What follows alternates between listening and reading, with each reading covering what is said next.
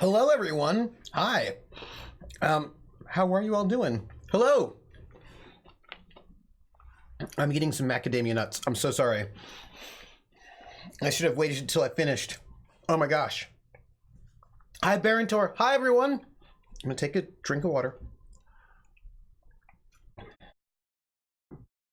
Seal my fate. Hi, everyone. I'm Trooper SJP, and this is the Academic Foxhole. How are you all doing? Also, it's good to see everyone. Levi, Krellin, Toad. Oh, you got your face dyed. Oh, good, good. I'm so excited. I've got dice there over there. So, what's happening tonight? It's a Friday stream for December. I am going to be streaming on Fridays from 6 to 9, doing campaign prep for this French Resistance game that I'm going to run. Now, will I also do this in January? Maybe. Not the first week of January, but it's entirely possible that I will do this. Hey, Ice Bunny, that I will do this in January. I'll probably do this until I decide that I'm, getting ready. Hello, TiVo. I did say Fate Core. How are you all? Do I have a cast lined up? Oh, that's a good question. I have people who I'm supposed to ask first.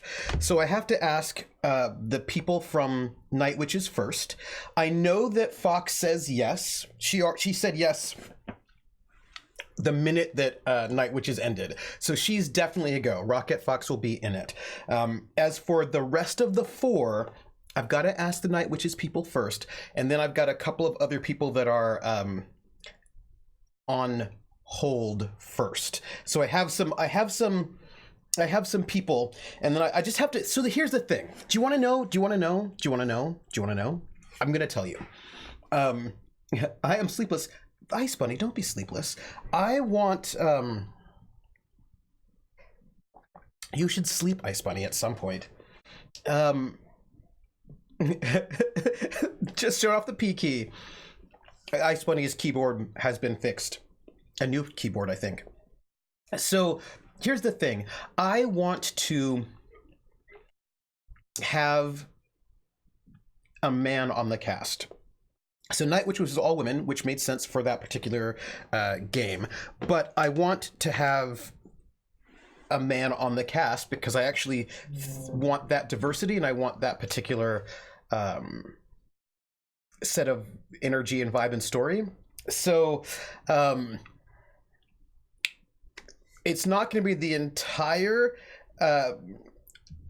it's a good question, but I want a male player. I always think of the GM as cast, but sort of not cast because they're not playing a PC. And I always think of any NPC that I play as disposable and is not. I don't think of NPCs as PCs. I think of them as very different. They take up way less camera time. They don't breathe the same way. And so I want a male player in the cast of 4 players because I want that energy and dynamic. Yes, new keyboard. If the entire cast is in French, then why? Well, not everybody in the French Resistance was French.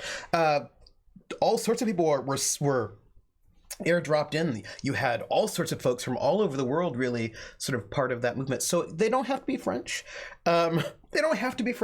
So I do want to bring in a dude, and probably just one. Right, the White Mouse was Australian. Some were Belgium, some were Polish. There were a bunch of Poles that were in the Resistance. People from like all over. Josephine Baker was a member of the French Resistance, and she was American. There's just right, yeah. I'm sure there were because there was such like a wide variety of people. It was so exciting, and that's one of the things I'm really excited about. One of the reasons why I'm really excited about setting it in Paris is because it was such an international city, so you can get such a wide variety of people. I'm really excited about there being a variety of people. One dude is a good Resistance code name. One dude. I'm looking forward to the new Olga. Also, I still like the idea of a TTRPG based on a historical event. Really interesting. Glad you found another cool historical thing to do. I'm excited. I'll play. My codename will be Le Dude. I'll abide. Hey, Kulan, how are you doing? A lot of Americans went over for the Spanish War too. It's true, right? So I can't play no camera. So I mean, So I'm excited about the setting being a space for a lot of diversity, and I'm excited for like this urban sort of setting. Le Dude has only one request: a rug to tie the room together. So I'm looking forward to it. Oh, you submitted a paper? Yes. So excited. Congrats. I cross my fingers for you. What else did I want to tell you? Right. So I'm excited for this sort of urban setting. I'm excited to use Fate because you can make anything a character. So I want to make their resistance cell also a character. It's probably gonna have to use different rules, and so I'm thinking about sort of factions or organizations also being characters, making an organizational character sheet in some kind of a way, which I'm gonna have to sort of work through as a thought. But it's exciting. Oh, hello there, Jer, I'm giving you a hug. You don't know why, but I'm giving you a hug. I'm giving you a hug for a reason. You don't have to take it. It's a virtual hug. But I'm giving you a hug for a reason. We'll talk about it later. Yeah, the whole anything's a character aspect of Fate is super neat, and this means that you can. There are things that I think you can do with it that I'm really excited about. Tivo says, I really need to find time to prep and play tabletop role-playing games. With both work and school, it's kind of hard to find the time. It's true, but all you need is, 2 to 3 hours. Once a week or once every 2 weeks. You can do it. Once a month even. My Call of Cthulhu game is just once a month. You can do it. I believe in you. Fate has tools for factions, I believe. I think they're not in... I don't think they're in the... They're not in the core. And I do not believe they're in the Fate system toolkit. But I think they're in one of the books, maybe. Subsystems, squad-based action. Yeah, I don't think they're currently in one of these two, but I do have adversary toolkit. I've got a bunch of things. I got a bunch of different Fate things hanging out so I can see if I can find the info because, I want it. So I think I did get, what is it? Fate of Agaptus, which might have it in there. We'll see. Like I'm checking it out. So yes. Yeah, if you find something, Toad, let me know. Speaking of, I just want to tell you something just so between all of us. The new dashboard has happened and it is a tad disorienting, and I'm like, oh, this looks very different than what I'm used to, and I will deal with that somehow. I will dig. Yeah, so Toad, if you see any of the faction stuff, let me know. Another part I love about Fate is the sheer versatility of it. I find it easier to improv than some other crunchier systems. With Fate, need a new character on the fly, pull out an index card, write down a few aspects, boom. Yeah, and so, I mean, there are a couple of things. There are a lot of things. Oh my gosh, I want to talk about all the things right now. Oh my goodness. What does it say on my t-shirt? Ice Bunny, it is A Tale in the Desert, which is an MMO that I used to play. And the MMO is... it's really interesting. It's an interesting MMO, but it is not for a lot of people. I don't even know if it was for me in the end, because it was super grindy. So no combat. There's like it's an MMO with no combat at all, and it also ends right. It's a MMO that lasts for a year or a year and a half, 2 years. There's a lifespan, right? So the game starts with you in Egypt with nothing. There's nothing at all in the world. It's completely empty except for the environment, grass, rocks, whatever, and you make a character, and everybody starts at the same time, although you can come in later, but the game starts, and when you start, it's a telling. I think they're on the 8th or 9th, 10th telling. I don't know. 8th telling. And it just starts with nothing, and everybody just starts building a society together. You all start, gathering grass, and once you gather grass, then you can unlock the skill to make bricks. And so like slowly you start unlocking global skills until you all discover how to do agriculture. Then no one can do agriculture, and you as a group have to discover it.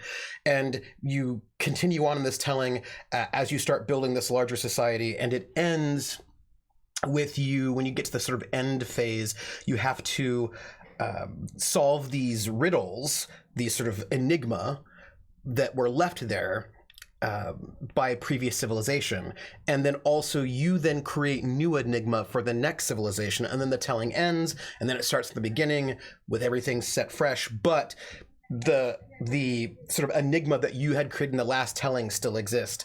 But also you can create laws, you can create systems. It's a very I gathered so much grass. I missed the 2005-2012 age when there were so many MMOs. There were so many MMOs, TiVo. There were so many. And people were trying new different things, which was really interesting. I missed the 90s. There were a ton of mushes and mucks. And they were good. My dad has regaled me with Tales of Muds. They seem cool. They were cool. I enjoyed my mushes very much. It always looked interesting, but I ended up playing Worm Online instead. That is fair. And it's one of those things where it was super grindy in certain ways. Like but what was really cool is that you could build these you could build buildings in Tale of the Desert, and the buildings would be persistent. So you'd make a compound, you'd build things. And so there's it starts off with nothing, but as the game progresses, people build homes and they build houses and they make them grander. So it's, it's very, very cool that way. Well, yeah, you still can. I'm sure you can. I wonder how many muds are still around. Yeah, it was pretty interesting. I mean, I will tell you, to make a brick, you need a lot of grass and mud. So there's a lot of gathering of grass and mud, and everything that sort of creates is sort of like there's trade, but the trade sort of happens between people, and you can figure out things. There was a build a pyramid, retire your account. Yeah, Worm has the persistence thing too. I just don't get the whole starting over thing. I think it's the idea that they want to... It's like each one is a tale, right? It's a telling. Like, what happened in this tale? In this tale, society arose and fell in this particular way. In this tale, and people make different choices, right? So there was a trader who was an NPC who was kind of horrible. Like, had great stuff, but was kind of sexist and gross, and the people in that particular tale decided to banish him from the land because they're like, we don't care that he's got good stuff, we don't want him around. And so in that particular telling, he was removed from the game. And then people sort of there's a lot of like different times in each telling. There'll be different kind of challenges, and the community responds to those challenges in different ways. So I suppose that then you can start from beginning, and develop your society in a new way, in a different way. So I think it's about this kind of, I suppose it's sort of like a civilization, but with real people. I remember a Cartoon Network MMO called Fusion Fall Online. Picture all the Cartoon Network characters in a shared universe. They're teenagers in the midst of the apocalypse. Well, that sounds fun. I came in on sexist and gross. Hello, Celador, Mythica. By the way, the default new thing is dark mode, and I'm almost always on light mode, and so it is really quite disorienting. Can I wonder if I can stop it from being dark mode. It's very one day maybe. I don't know. Like, what do I do with this dark mode situation? I remember seeing Pushing Fusion Fall hard during their shows. Oh, dark mode, all the things. I usually do light mode, and I don't even, it's all dark mode now, and I don't know what to do with it. I'm like, this is very strange for me. I suppose I'll somehow, I don't know. I'll survive it somehow. I don't know how, but somehow. How bad of a shot are you when you blow off the left leg and right torso? What? what? Life is one big dark mode. Bust out all of my 80s sort of alternative slash goth music. Such sad British people with synthesizers. You know my life. There was Disney's Toontown Online, where cartoon animals use jokes and slapstick humor to defeat literal corporate cogs. From Disney? It's interesting. Eventually they shut down, but there's still some private servers for it. Like, right? So I'm gonna be prepping for someone asked for V&V Nation. Oh, hey, Logicore. So I'm gonna be doing some Fate Core prep. And so here's the thing I need to tell you. I had a phone meeting, a work meeting from 3 to 4, and I was going to go and spend 2 hours prepping, but that phone meeting went till 5, so I only got a little bit less than an hour to prep. So what I did was I set up the overlay so that we can sort of talk about this. However, I was not able to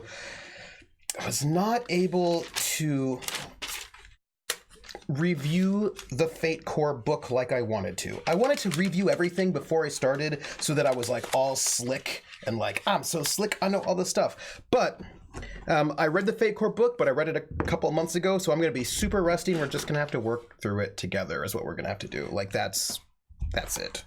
That's how we're going to do it. Toontown Rewritten. I'm surprised that they haven't gotten a cease and desist. Oh, interesting. I think Krellin would know better. The superhero one, something City of Heroes, right? That's still going, but I think it's on private servers also. Krellin's like, it's okay. It's been over a year since I've read Fate Core, so we'll just like do this together.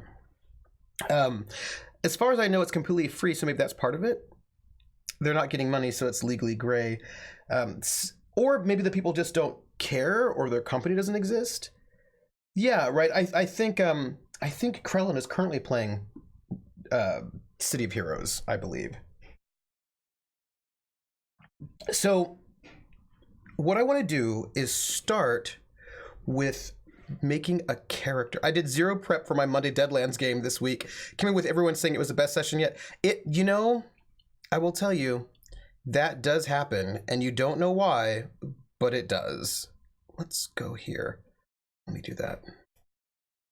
City of Heroes was on a super secret private server since it was shut down.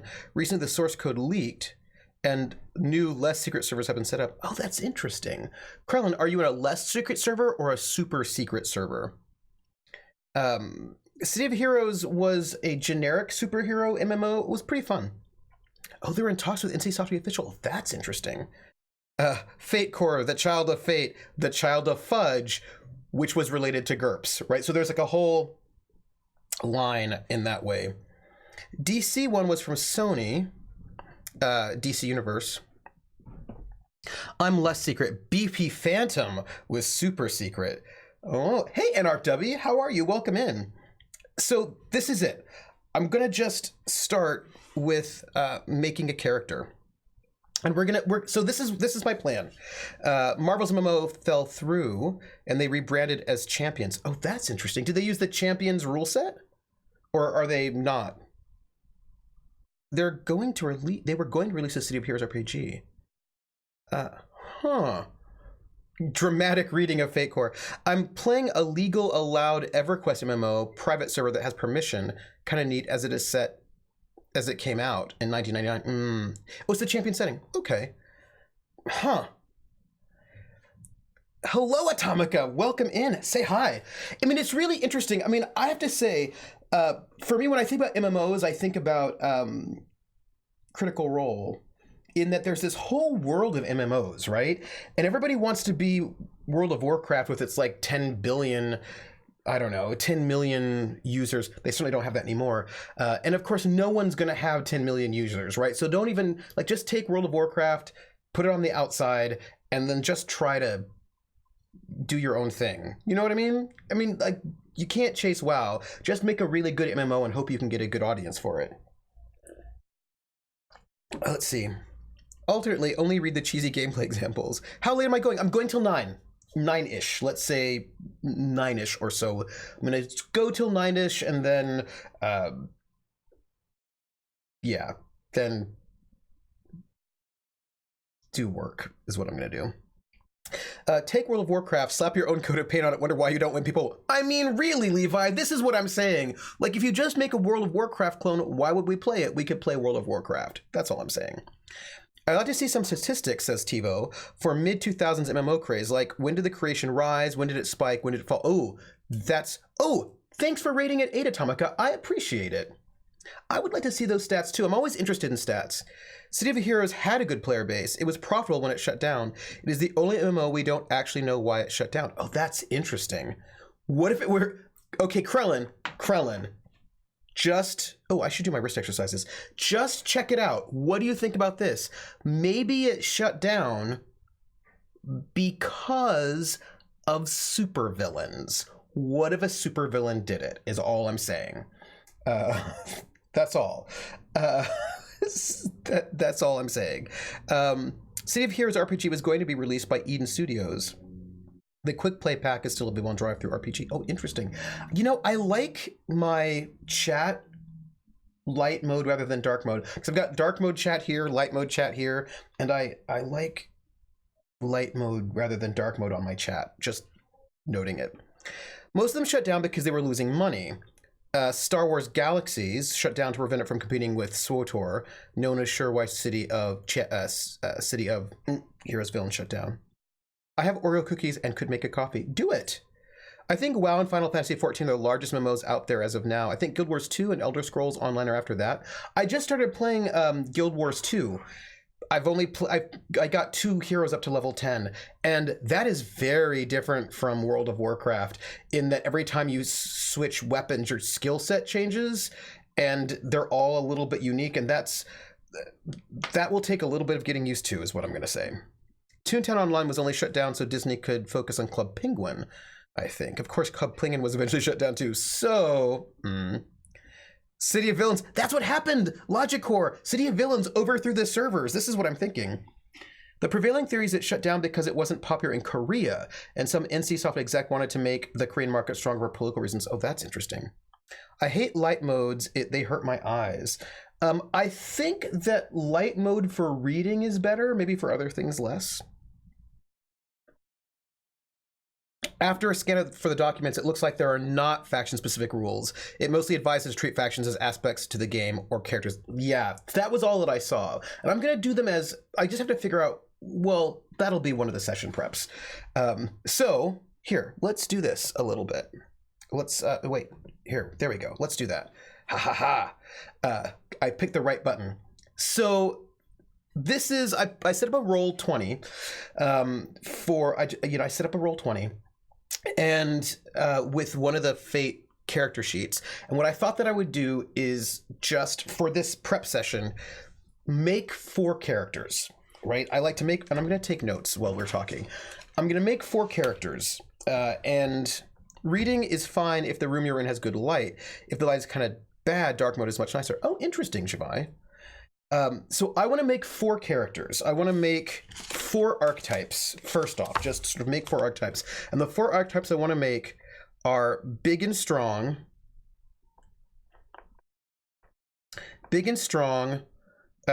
dexterous, smart, and charming. So those are the 4 types. I always think of like, my house, come on. Come on to my house, come on. Come on to my house, I'm gonna give you candy. Come on to my house, I'm gonna give you everything. Control Freak. I have to move my mic. Control Freak. How are you? Welcome in. Thank you for the raid. Hello, raiders. Just so you know, this is not a pipe. Yeah. My camera switched.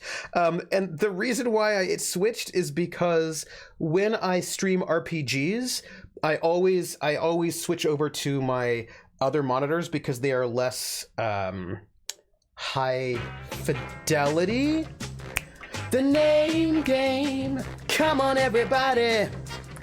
I said, now let's play a game. I bet you I can make a rhyme out of anybody's name. The first letter of the name, I treat it like it wasn't there. And then a B or an F or an M will appear. And then I say Bo at a B, then I say the name, then banana, fanner, and foe. And then I say the name again with an F, very plain, then a fee, fi, and a mo. And then I say the name again with an M this time, and there isn't any name that I can't rhyme.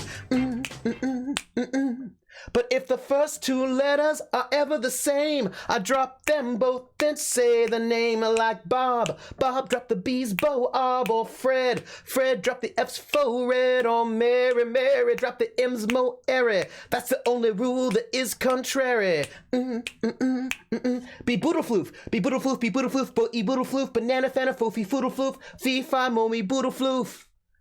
Be boodle floof. Thank you so much for the resub, B Boodle Floof. 13 months of love indeed. Thank you. That is so awesome. Hey, welcome in. Soldiers, I came for the RPGs. I stayed for the music. Yes. So I have to tell you something. I was just thinking. I was reminiscing. I was being all, what's the word? You know, I've got good lighting. I don't know what's up with this. Like, I've got light right on my face and like right over here. But this camera's lighting is just not as good, whatever. I don't know. Anyway, I was just thinking about the Pig Latin stream we did for the elevator, and I kind of missed it because I felt like by the end of that stream I was getting really good at Pig Latin. Nostalgic, distracted, both. I felt like I was getting really good at Pig Latin. That's all. By the end of it, I was like, oh, Iwe emwe ose udge atwe igpe atenle.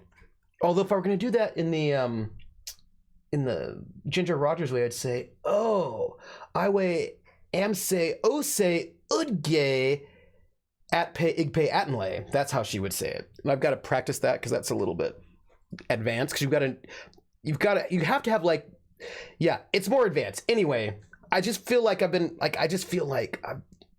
was like, oh, Pig Latin. When the moon hits your eye like a big pizza pie, that's nostalgic. That's nostalgic. Sorry. No, okay, look. First off, Celador, you have got all these songs in my head all the time, and I blame you. It's fine though. I'm not mad. I'm not mad at all.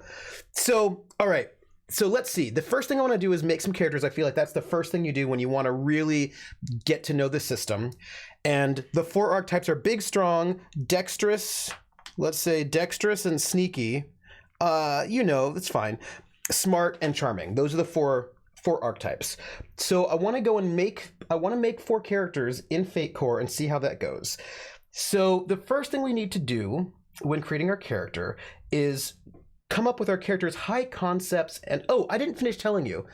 Yeah, whenever I do RPGs, I sort of move over. I normally have the things like my camera and the things I'm streaming off on my really good 5K monitor.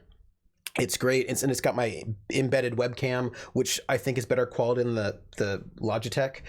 But it has way too many pixels, so I can't screen cap all of the people if I'm using Zoom, and I've got, 4 players and me, and I'm trying to screen capture that. It just basically shuts the system down immediately. That was the problem with the first episode of Night Witches.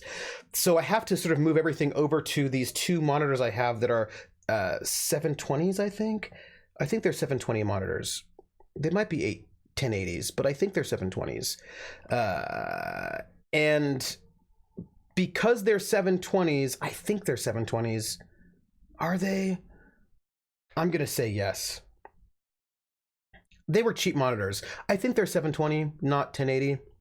But anyway, they're much lower fidelity, so I can screen capture them without, blowing out my my video card, right? Because basically having like 4 or 5 or 6 screen captures of that 5K screen is way too much for everything. So I move everything over here, and I've got my little, 922C camera, which I don't know how I feel about it.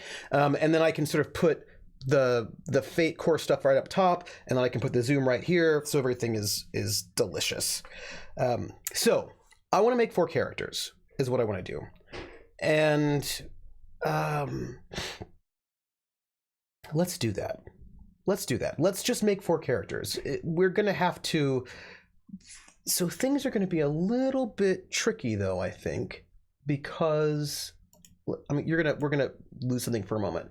Can I copy this character? I cannot. Ugh, worst ever. All right, so let's do this. Let's make the first one, which is our big, strong character. So let's get a new name because this is a random name. Let's go with Jacques. No, let's go with Marie. That's not how you spell Marie. Marie.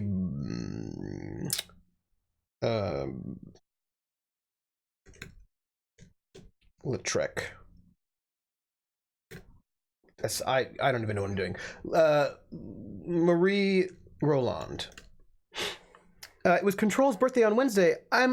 Oh, happy birthday. So here we go. We've saved those changes. So now we are Marie Roland. We'll give her name.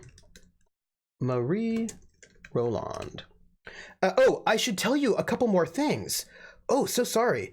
I should tell you one more thing. So there are these sort of rules about how to do things in Fate Core, which I will be doing, but I am also using the a particular alternative from the Fate System Toolkit to make it gritty. There are gritty noir settings, and because Fate is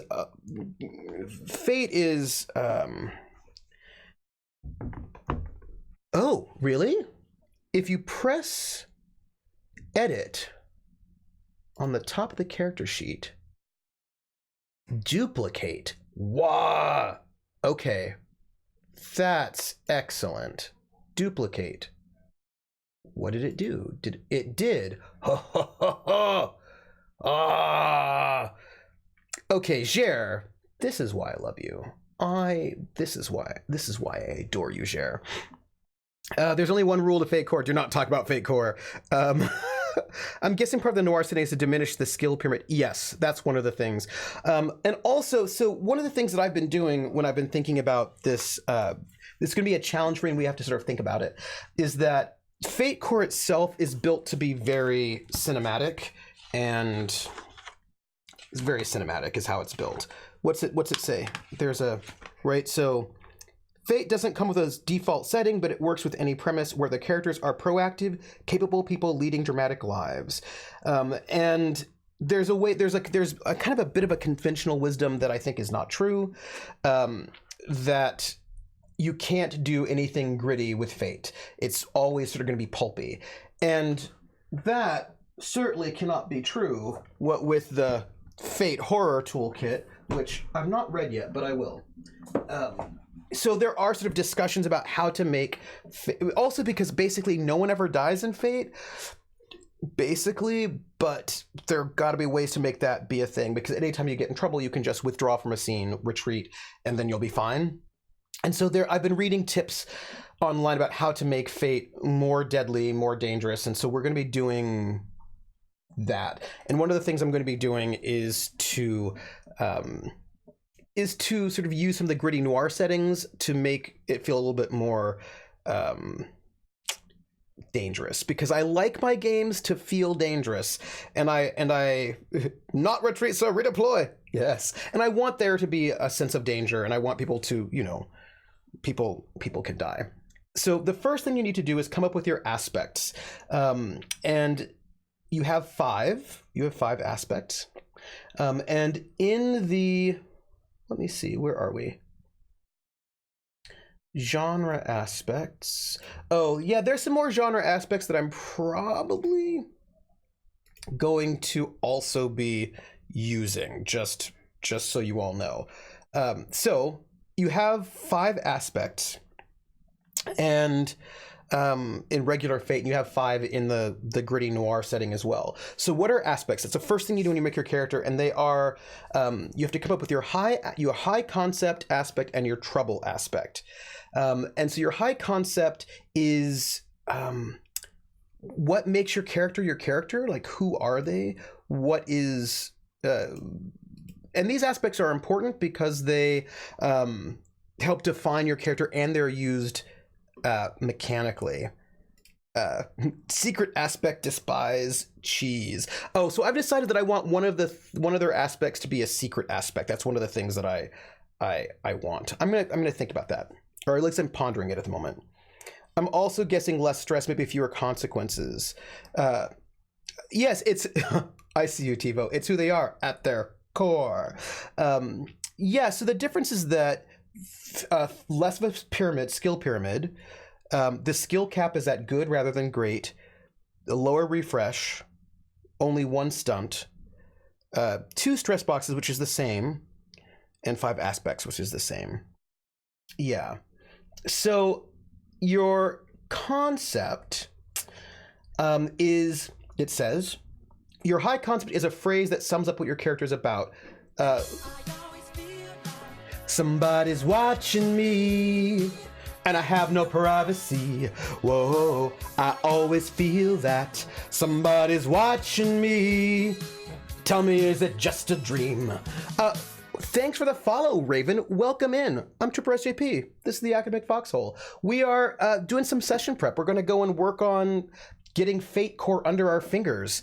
I don't know why you were not already following me. I feel like maybe you didn't want to be a stalker, and so you're like, I won't follow you because that's stalker behavior. But then you decided in the end to go full on stalker. This is my thought, maybe.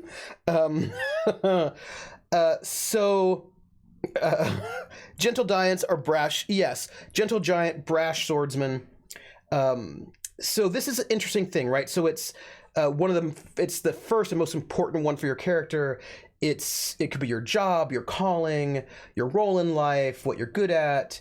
But so the thing is, what's important about swordswoman? Oh, pardon me, swordswoman. But what's important about any aspect in Fate is that they have both a positive and negative element to them, that they can be taken both positively or negatively. And this is important because everyone should stand. Nice. It's fine to stalk. It's fine. As far as I remember, high concept is basically who they are. Trouble is the main obstacle in their life. Can be external or internal. Yes. I like that narrative better than the real reason I just figured out. I followed you on Twitter after our Cats in Space game on Nerdsmith, but I forgot to follow here. But I like, get the more exciting, dramatic story always.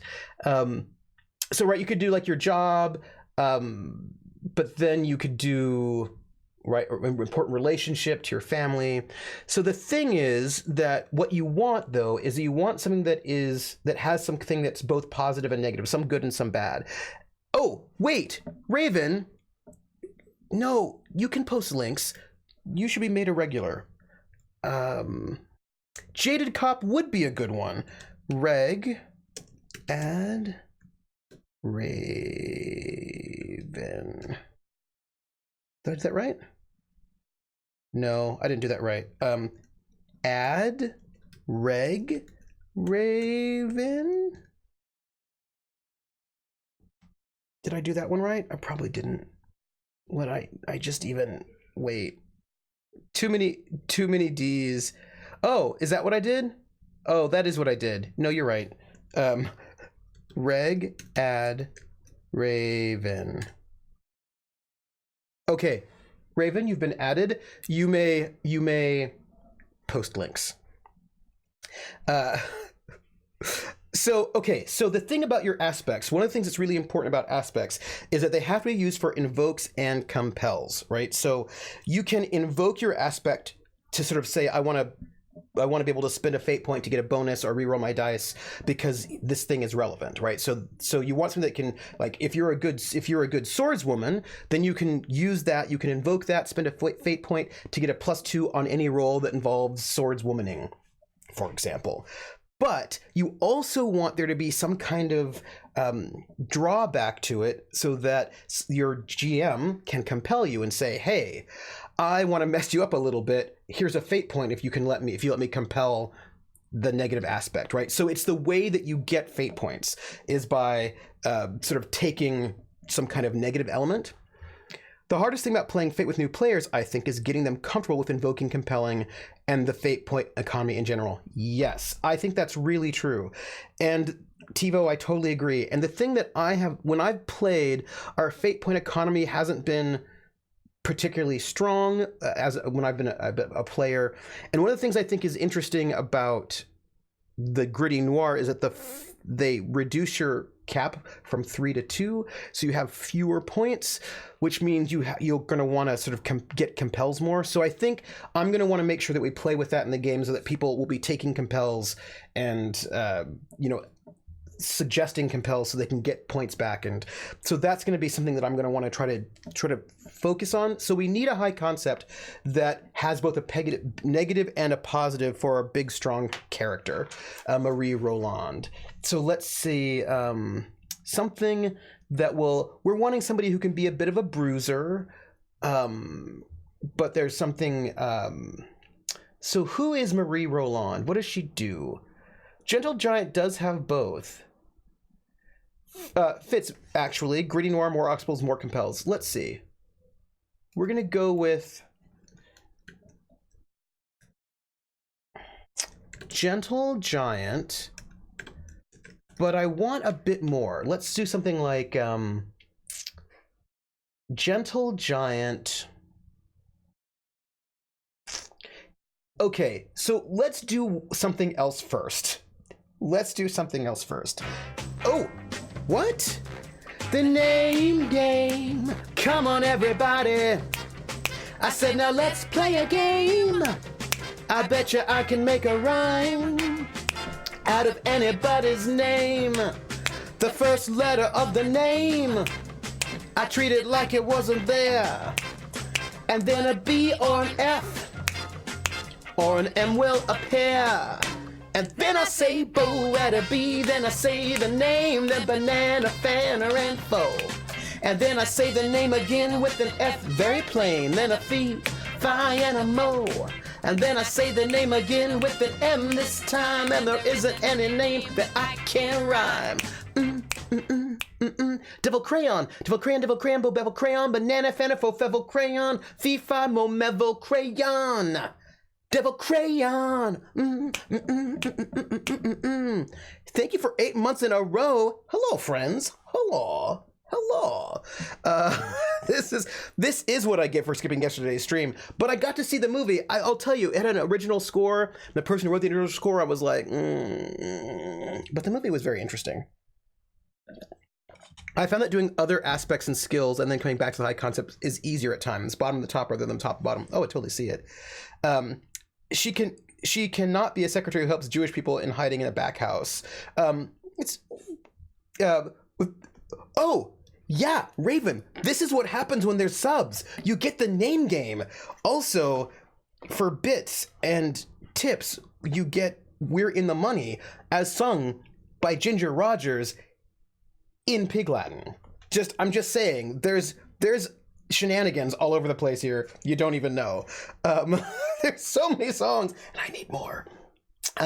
Yeah, so I feel like I can, my stuff is always demonetized on, I'm not even monetized in the first place on YouTube, whatever. But there's always just like, hey, stop that. And I was like, whatever. Igpe Attenlay, my friends. So here's the thing we need to do before we even start. Actually, I forgot. Here's what we need before we even make these characters. Well, we have to do this first. And that is, we need they don't necessarily need their cell identity, but something like what is the excuse they have to allow themselves to hang out together? And I think here's my thought. I think they should all be. We're gonna just do this for the memory. They're a band, right? And I think Krellin, rather than just a band, I'm thinking they could be like like a vaudeville troupe, you know, can she not be like Meep Girls? I mistyped on a new keyboard. Like Meep Gris. So I'm thinking that why are characters together always gets me in RPGs, right? So let's say that their cover, because they need a cover. So their cover is that they are, I mean, they could all have individual covers, but just for the moment, let's just go with, let's go with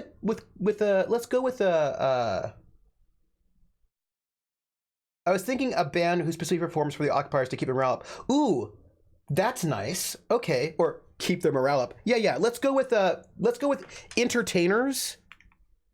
Right? Entertainers will be their cover. And I'm thinking that entertainers will be an actual character that's made. And let me actually make one more copy. Although it'll probably be a little bit different, but that's fine. Okay.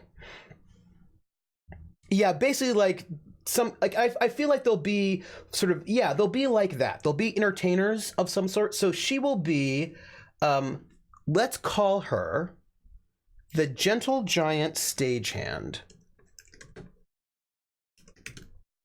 Right? So we add a little bit more to that aspect so that we get, right, the woman who helped the Frank family by getting them food when they were in hiding. Oh yeah, but right now her concept is that she's the big and strong one, right? So we can have another person who's like that. So we'll call her the Gentle Giant Stagehand, right? So that'll be. I feel like that gets some negative stuff as some positive stuff. You can sort of get a.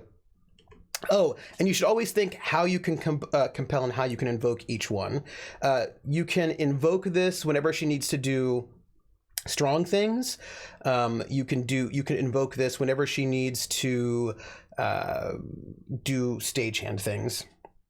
But then the compels could be that she stands out, right? That she is easily recognizable, right? That people might find her unladylike. So like those are compels we could probably do with that.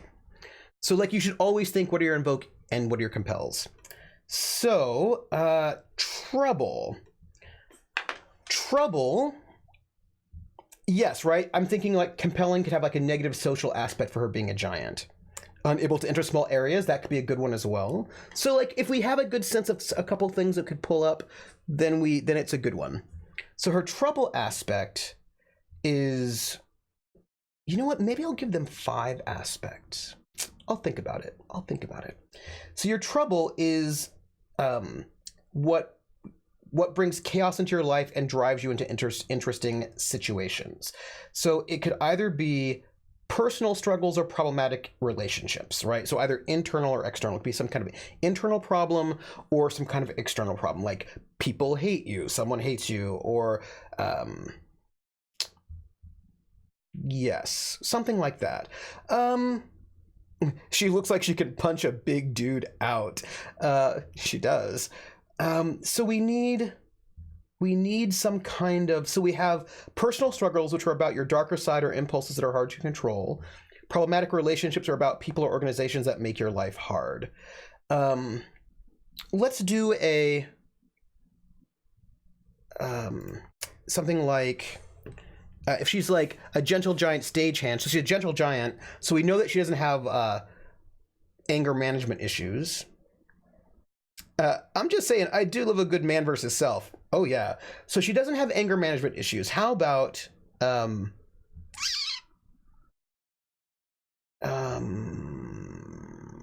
we need a good trouble. Something like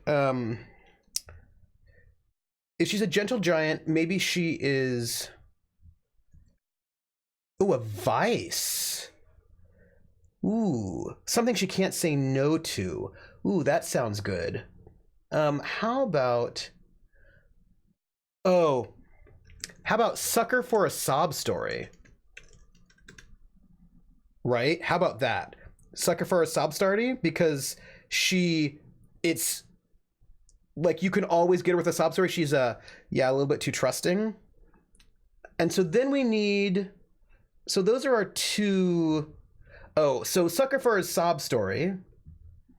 we go with that one. So compels. You could have any kind of person saying they need help, come into this alley, and she's more likely to go. And then we can get that with some of the other ones.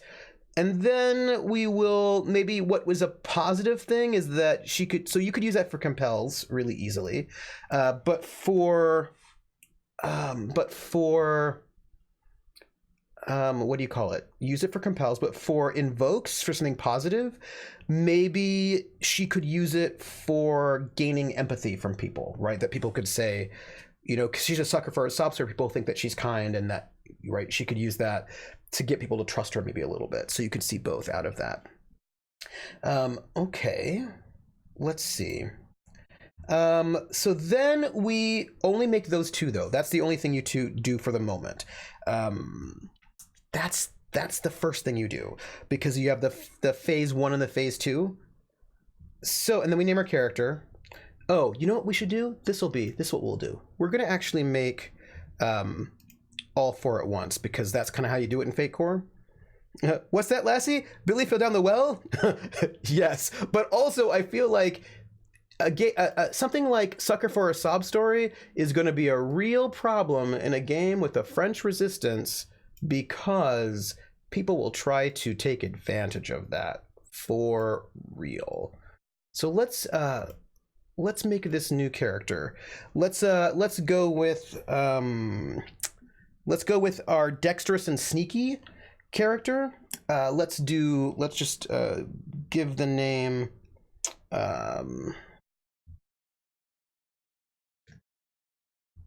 Ari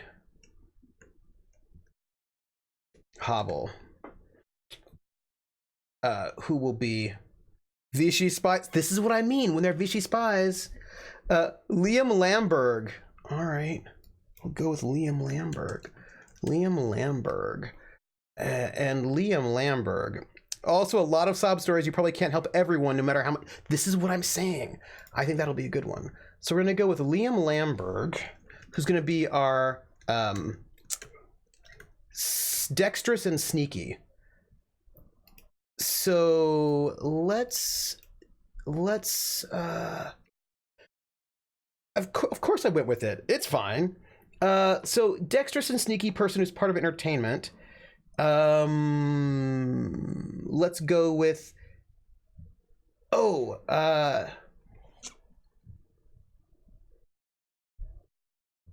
dancer. Let's go with a dancer. Oh, acrobat is good too. Guitarist or violinist. Oh, those are all good. Let's go. No. Let's go with. Ooh, I like it. Let's go with.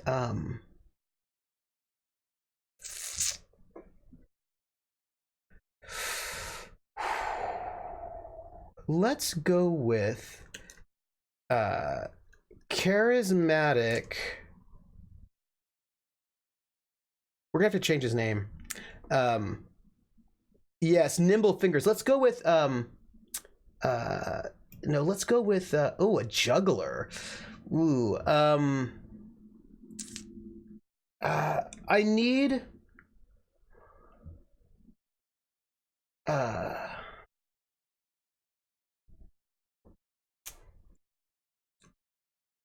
charismatic acrobat.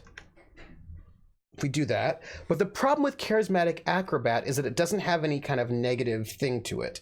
So we need something that will give us something negative in that, because right now I can only see that being used positively, but I don't have a negative. So I can see the invokes, but I don't see the compels.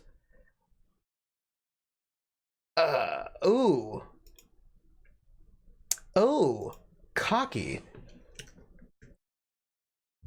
Cocky, charismatic acrobat. I think that's good, right? And then the trouble aspect will be womanizer. Let's do this.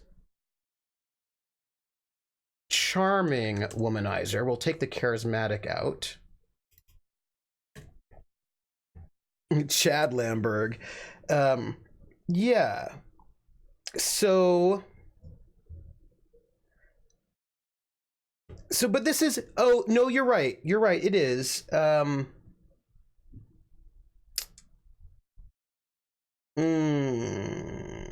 Yes. But we need something positive out of our womanizer, right? We need something that we can, um, so cocky acrobat will give you something positive and negative. Um,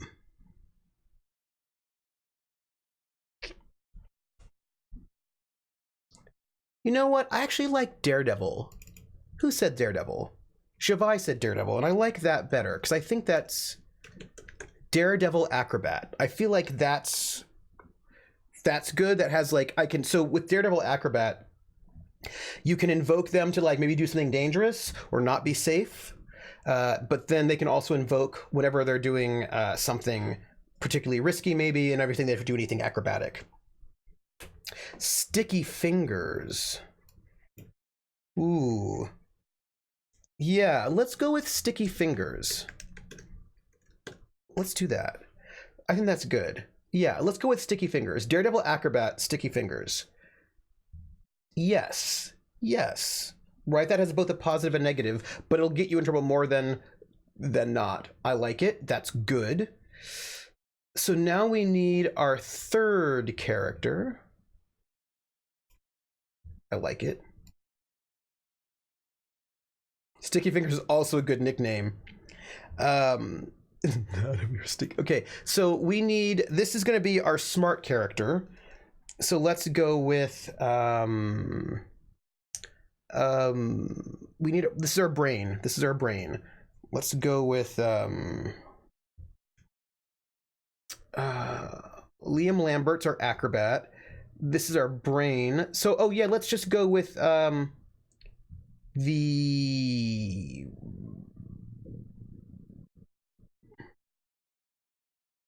let's go with the musician, right? Maybe. So let's go with or maybe Forrest Williams. Oh, Cheryl Chartreuse. We're gonna go with Forrest Williams. Forrest Williams.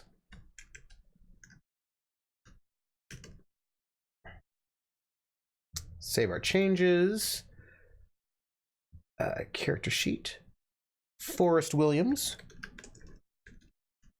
So Forrest Williams is our, let's say, American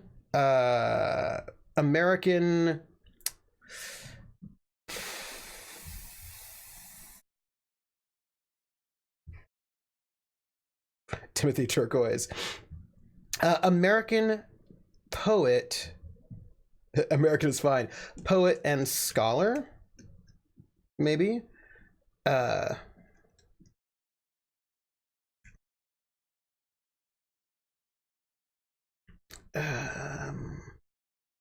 Sure, right? We'll do that.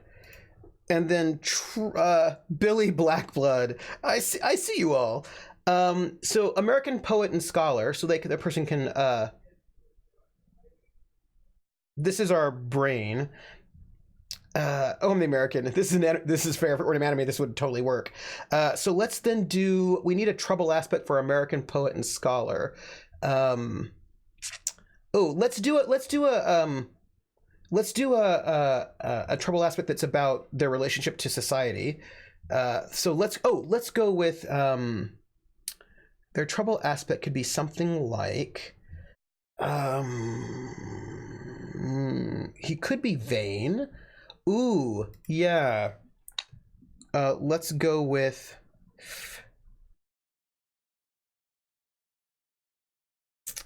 although we have a charming character coming up. And I think our charming character perhaps could be vain. Let's do a. He probably thinks this stream is totally about Forrest Williams. It's true. How about something like withdrawn, unsociable?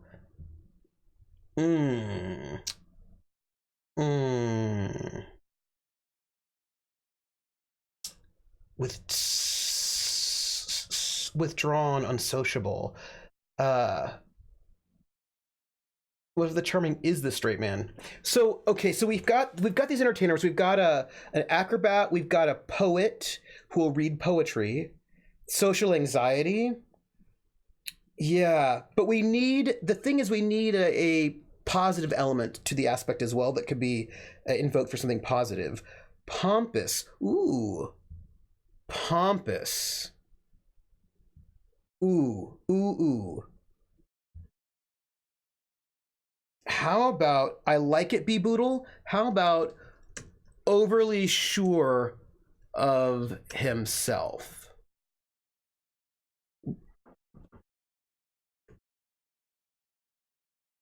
Know it all. That's perfect. Know it all. Okay. Yeah, yeah, yeah.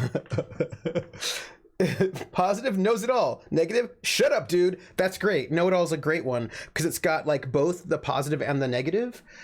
So how would we be using? Yeah. So how would we have the positive and negative for American poet and scholar? So whenever you need to know things, you can invoke it positively. I could compel it. Because he's American, I could say maybe he doesn't know manners particularly well. He stands out. How else could we compel American poet and scholar in a negative way? Well, that's true. You're an American Vichy France. That is fair. He also uses the wrong fork. Oh, actually, yeah, yeah, yeah. I could also, right, when he's trying to pretend to do something, I could give him a sort of like a bad, right? There's like a, right? Okay. All right. All right. All right. I like it. Let's do our fourth. This one is our charmer. And let's have a woman. Let's go with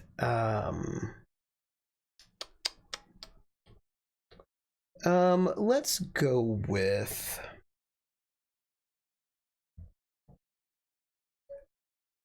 Judith Meyerbeer.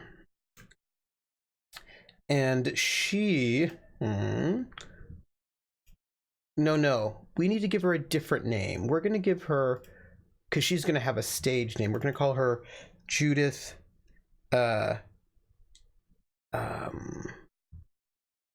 Judith Lemaire, we'll call her. And Judith Lemaire. Okay, high concept. She should be, let's call her a singer. It's not enough.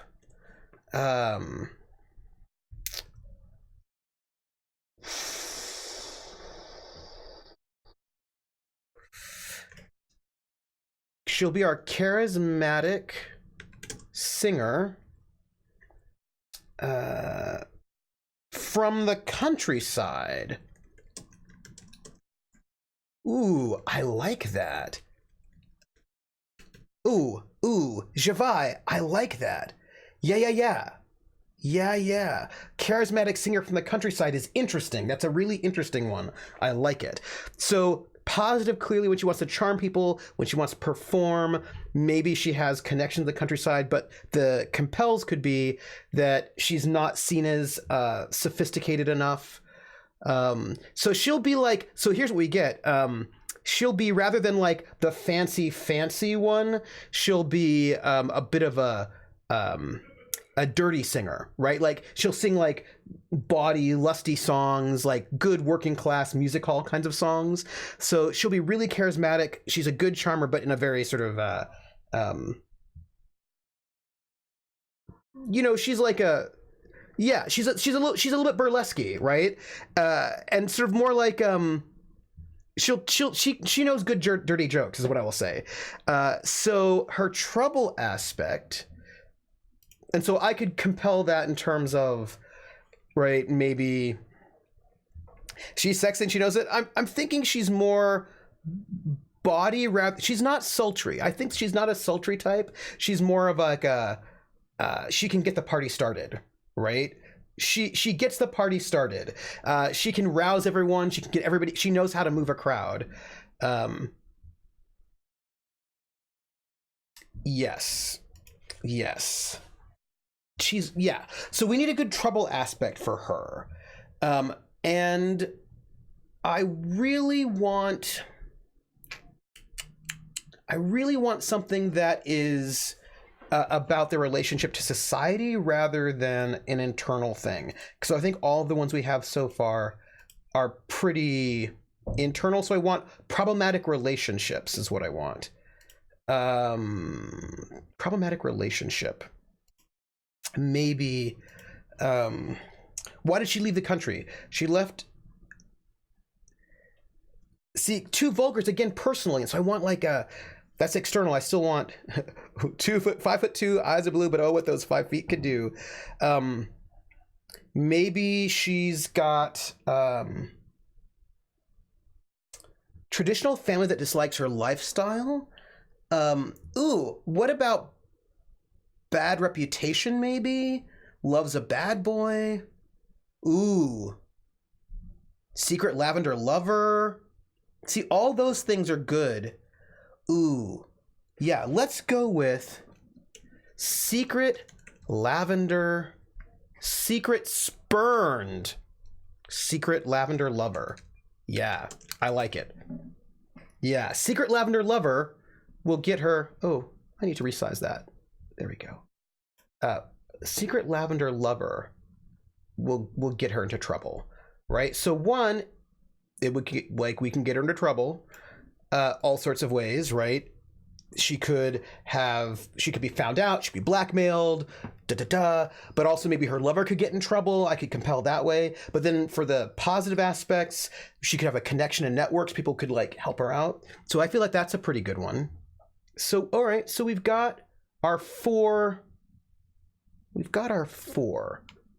Now, in Fate Core, when you're making your characters, this is going to be very interesting making all these characters together is what I'm going to say. It's fine. Yes, it's all good both ways. So then we need to do phase 1, also an extra contact. So all of that feels like there are good things you can do with it. So now what we need to do is describe our character's first adventure and then how they cross paths with 2 other characters. And this is going to get them their other 3 aspects. So now this, if you're doing it traditional, this is how you do it, right? So let's see. So this is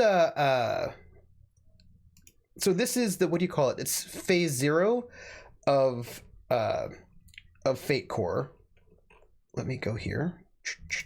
It's called the phase trio is what it is.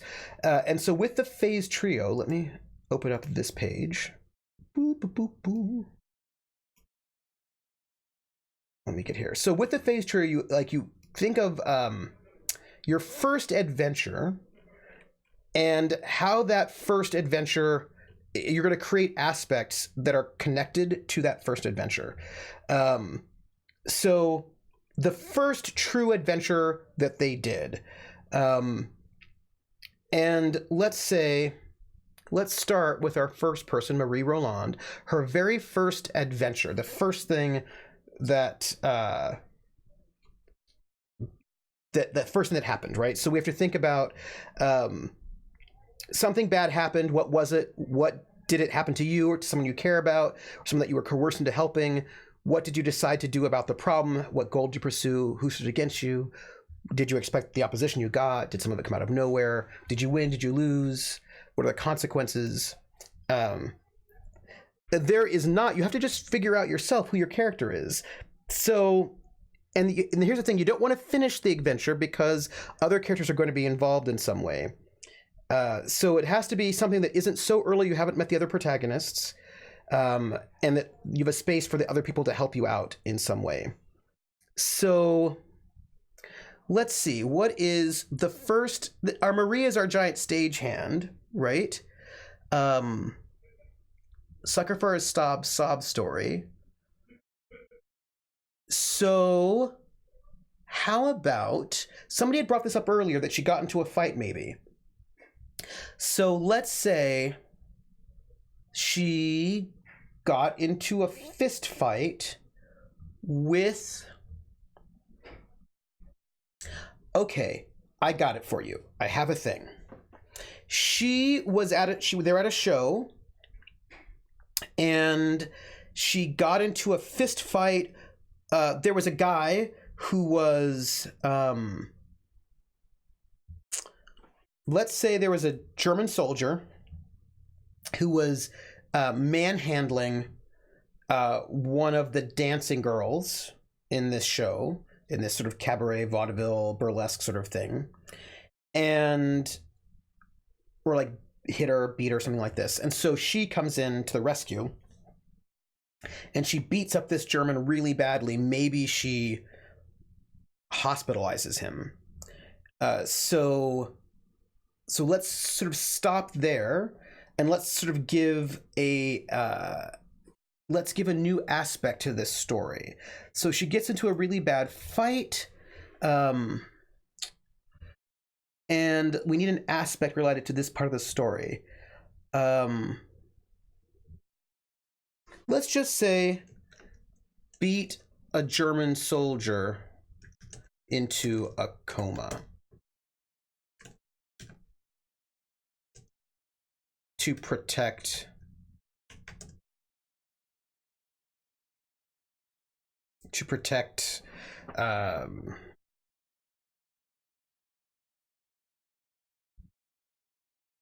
there. Beat a German into a coma.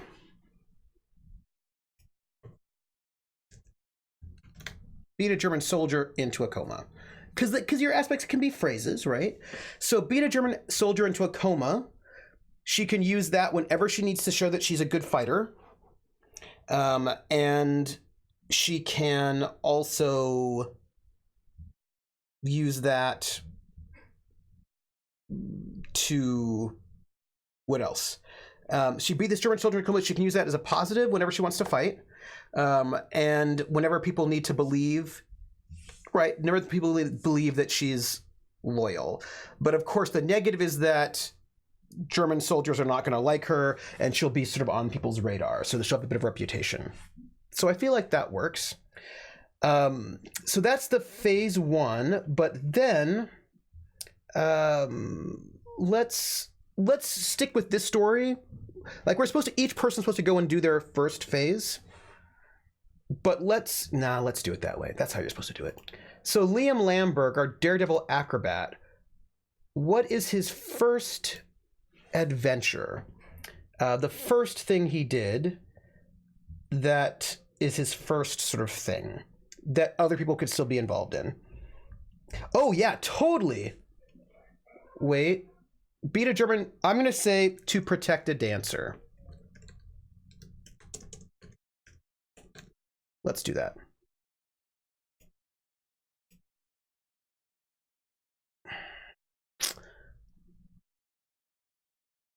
You know, I feel like I think it's too long. Let's just go with beat a German soldier into a soldier.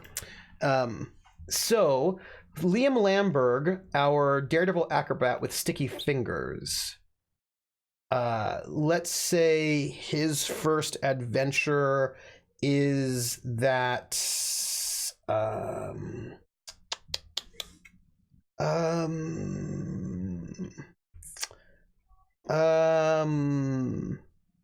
oh, so let's say that Liam Lamberg, in addition to being an acrobat in this burlesque show, also sometimes steals things, right? Like works as a thief. So let's say his first adventure is he snuck into someone's home.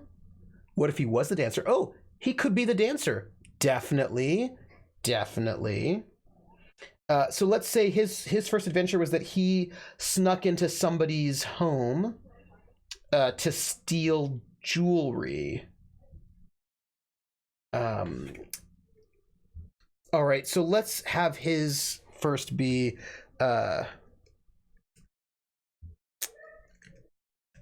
sneak thief on the side. Yes, and that exactly, Kron. I like it. So let's do that. So let's say Liam's character is like, hey, I think I should have been the dancer that was saved. So saved by Marie is going to be one of his aspects. He's going to just jump in right there. And then Forrest Williams, our American poet and scholar, know-it-all, needs his sort of core adventure, his first adventure that other people might be able to be involved in. How about poet and scholar?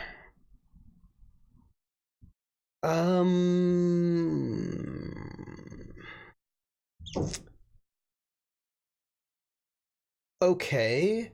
How about he... Ooh.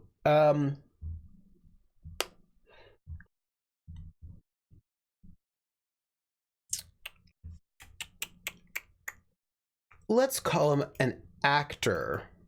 No, poet's fine. Traveled the countryside unspoken. He discovered Judith, but we don't yet have we need a conflict in there.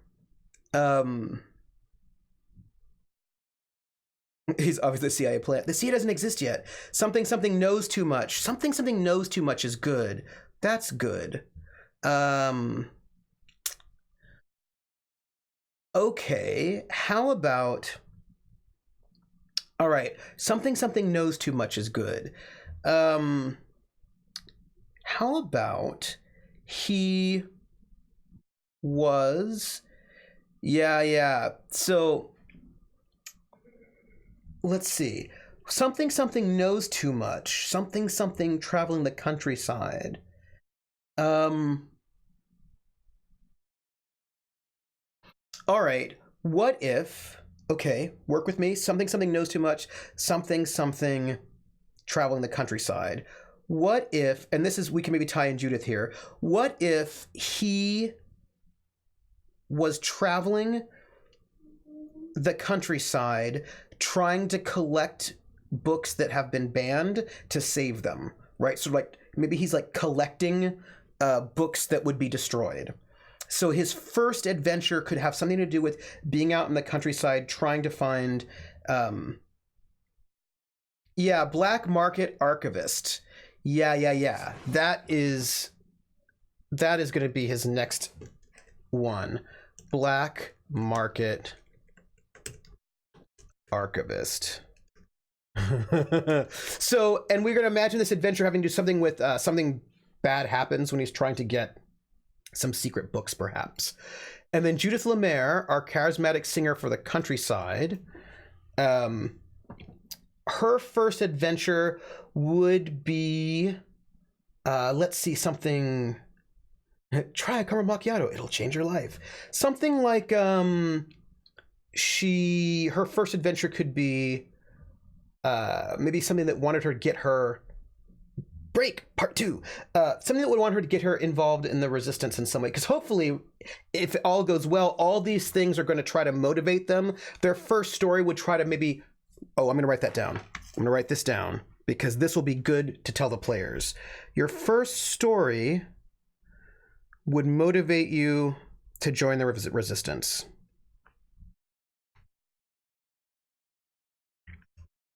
This is perfect, my friends.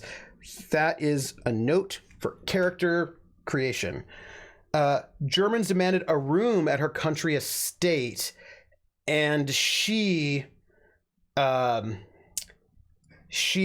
very loud in expressing her displeasure.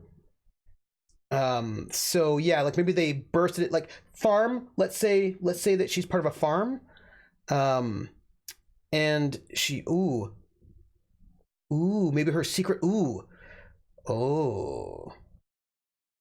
Yeah. I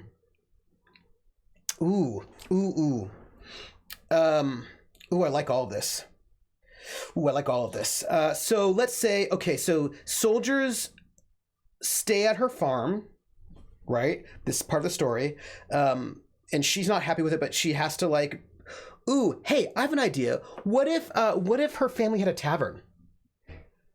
what if her family had a tavern and she was sort of like always entertaining in this tavern, but like a sort of like a bread and breakfast kind of like an inn, as it were. And so the soldiers came in and they were just like being loud and terrible. And what if she... Because we want it to be different from our stagehand beating up somebody. Ooh, what? Rissa? Also, why is that not playing? Where's my... Hey, Rissa, how are you? Welcome in. Also, I don't know why I don't know why it didn't start. And also, I want it to go now. So I'm gonna sing it, by the way, even though for some reason it didn't happen. Ooh, overhearing is really good. Her family smuggled Jews out of the country. Ooh, all of that I think is really good. By the way, the name game. Come on, everybody. I said, now let's play a game. I bet you I can make a rhyme out of anybody's name. The first letter of the name, I treat it like it wasn't there. And then a B or an F or an M will appear. And then I say bo at a B, then I say the name, then banana, fanner, and foe. And then I say the name again with an F, very plain, then a fee, fi, and a mo. And then I say the name again with an M this time, and there isn't any name that I can't rhyme. Rissa, Rissa, Rissa, bo, bissa, banana, fanna, fo, fissa, fee, fi, mo, missa. Rissa. Thank you for that resub. I didn't see where it went, but thank you. Thank you. And also, work? What? Who? What? Oh no, I'm sorry for work. That's the worst. Ooh. Maybe she hated her father for kowtowing. Okay, so I like the idea. Ooh. Here's the thing. I like the idea that maybe her family was hiding Jews in the inn. You can totally contribute, Kulan. I'm excited to hear.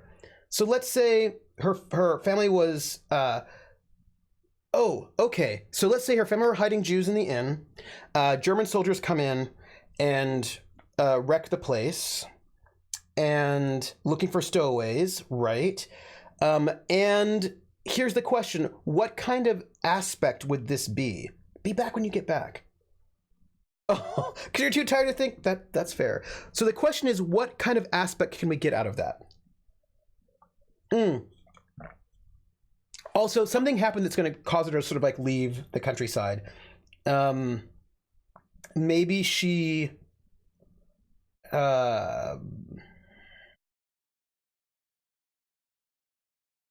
some kind of aspect. Contacts with the underground. Yeah. That's really good. That's great. And the positive thing about that is you've got contacts with the underground, so you can use that to find people and know people. Bad aspect would be that they could need help, but that can also open her up to danger. Perfect. That's great. Love it. So we have to do phase 2. And phase 2 is crossing paths. And that is where... somebody's going to have to sort of connect with one of these other stories. And I think like if they don't know it just yet is pretty good, right? So somebody is going to have a minor supporting role in your story. And so this is going to be something like they can either complicate the adventure, or they can solve a situation, or they can complicate and solve. And the idea is that this prioritizes connecting the characters together with a shared backstory. And we do this because it's cooperative, so it's a way to sort of get them all to know each other here. And you sort of find out some kind of a little spotlight on your character in somebody else's story and figure out some kind of good aspect from it, something you're known for, something you can do.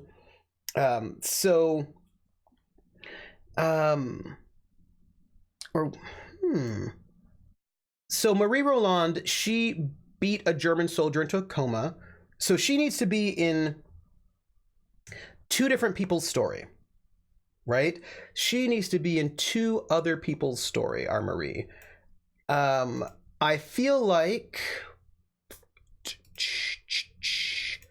she could be in Liam's story, and maybe also the context with the underground, the black market archivist, Saved by Marie.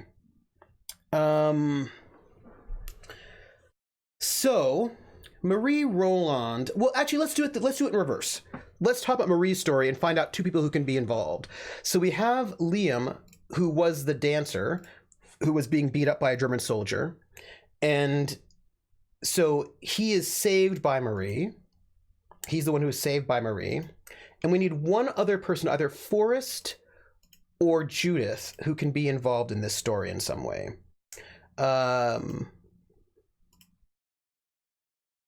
Let's see. So he was the one being beaten by the soldier, and she beats up the soldier, puts him in the coma, and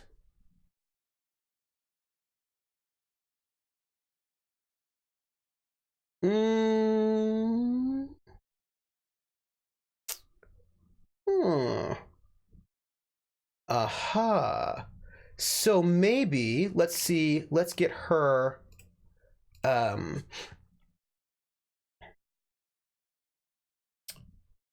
Oh, he had an illegal book.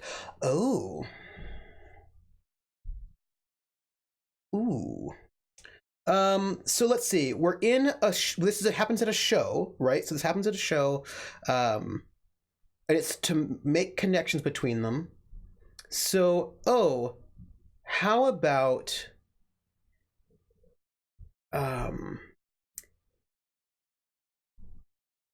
Judith? How about Judith?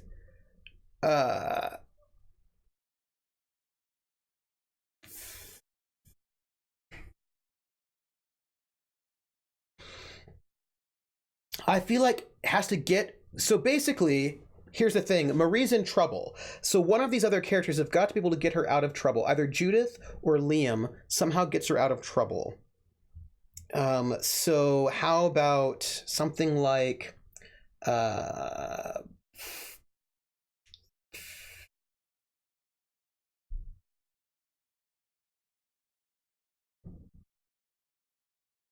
yeah. So Judith is going to, let's say Judith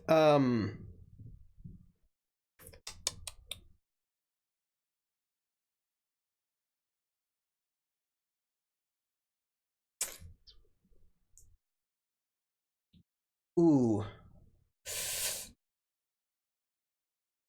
Ooh.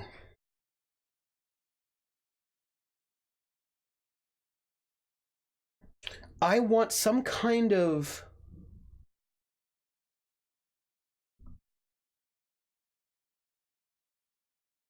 Let's see. The singer gave the bouncer a place to stay till the heat died down. But I want something a little bit more. Like let's say she gave the place, but then she also, right? So she gave her a place to stay, to hide out. That still feels like parts of context with the underground. So we want something new. Until the heat died down. How about she used her influence?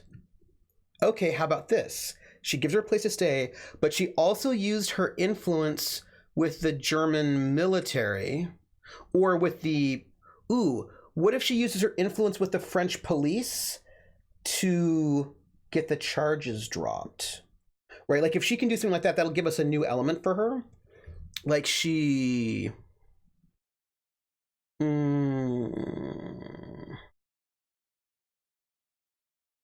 Because this story could be later than after the leaving. So let's say she.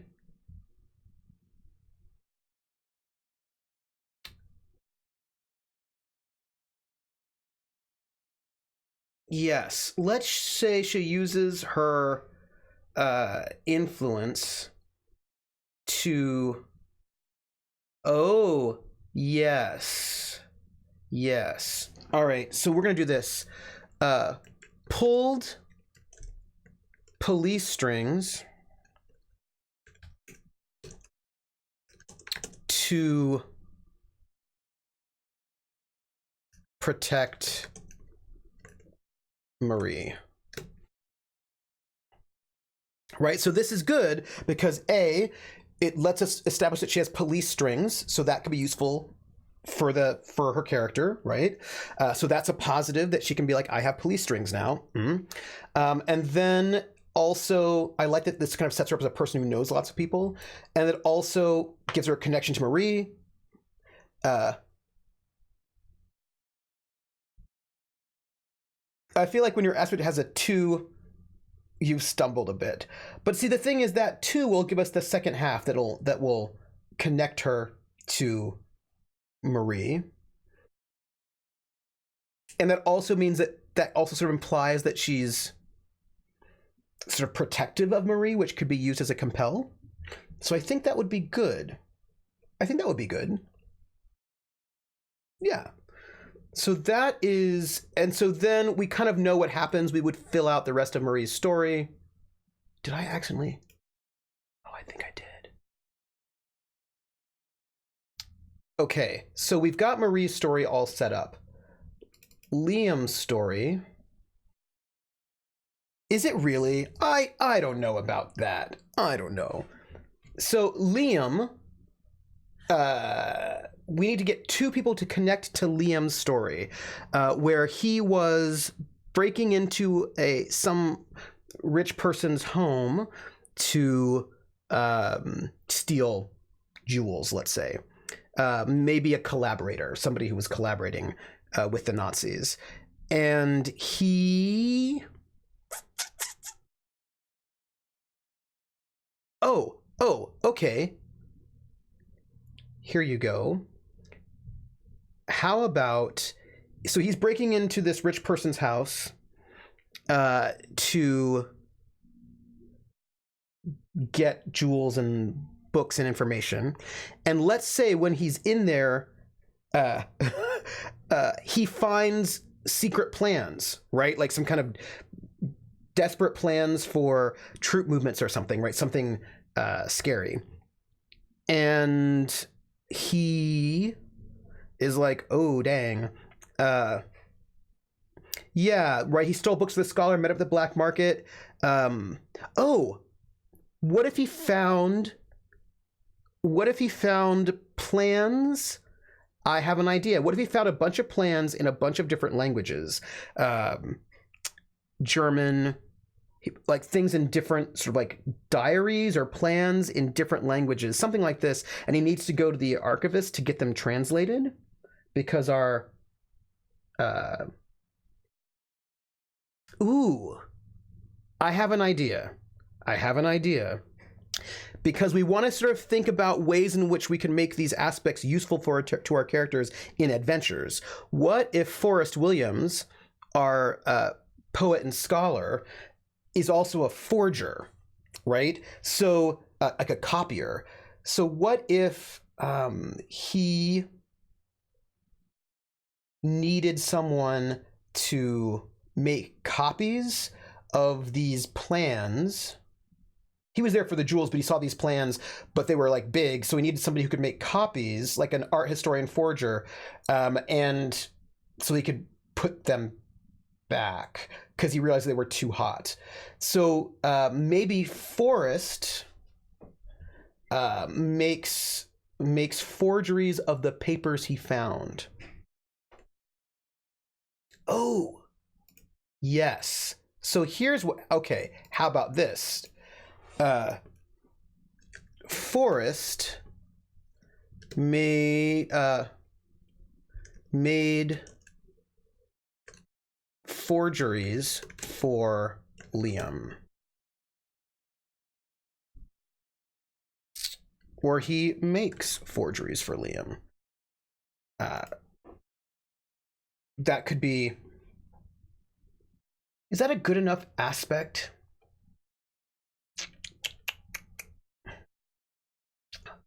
Yeah, it's solved a problem, right? I feel like that's a good one.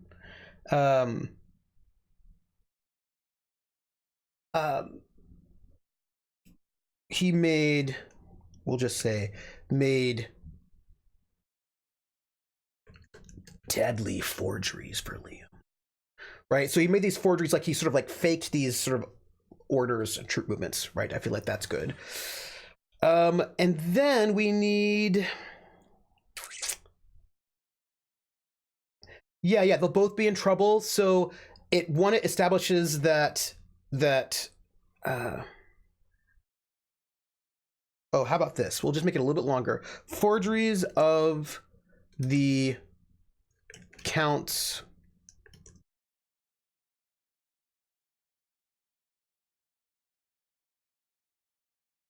of troop orders, we'll say, for Liam, right? So that basically something happened where, let's say, he faked these orders and it caused sort of badness for the Germans. And so now whoever that person was in charge, we'll give that person a name, is now out to find out who did it, right? So they've got a villain after them. So that could be good. So we need one more person to be involved in Liam's story. And Marie does not have a second, so we should give her one. So how can she be involved? Kulan, sleep.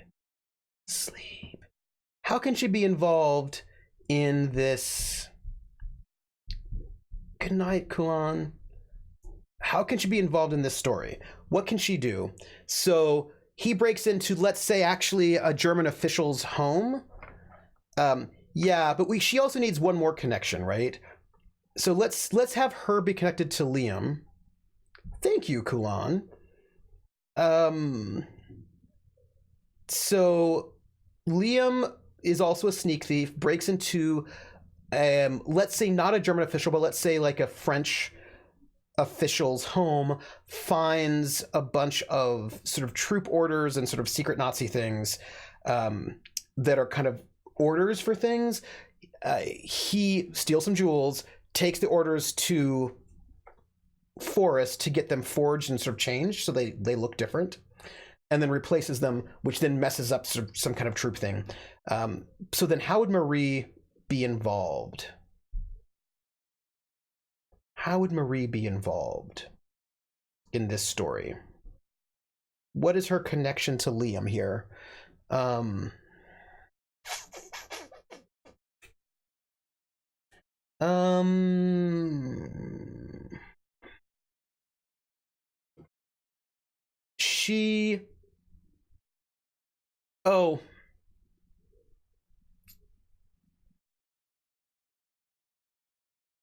You know what? We could actually have it be Judith.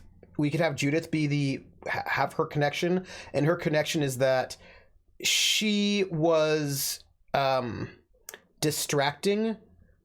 And let's make this a German officer. Let's make it a German officer.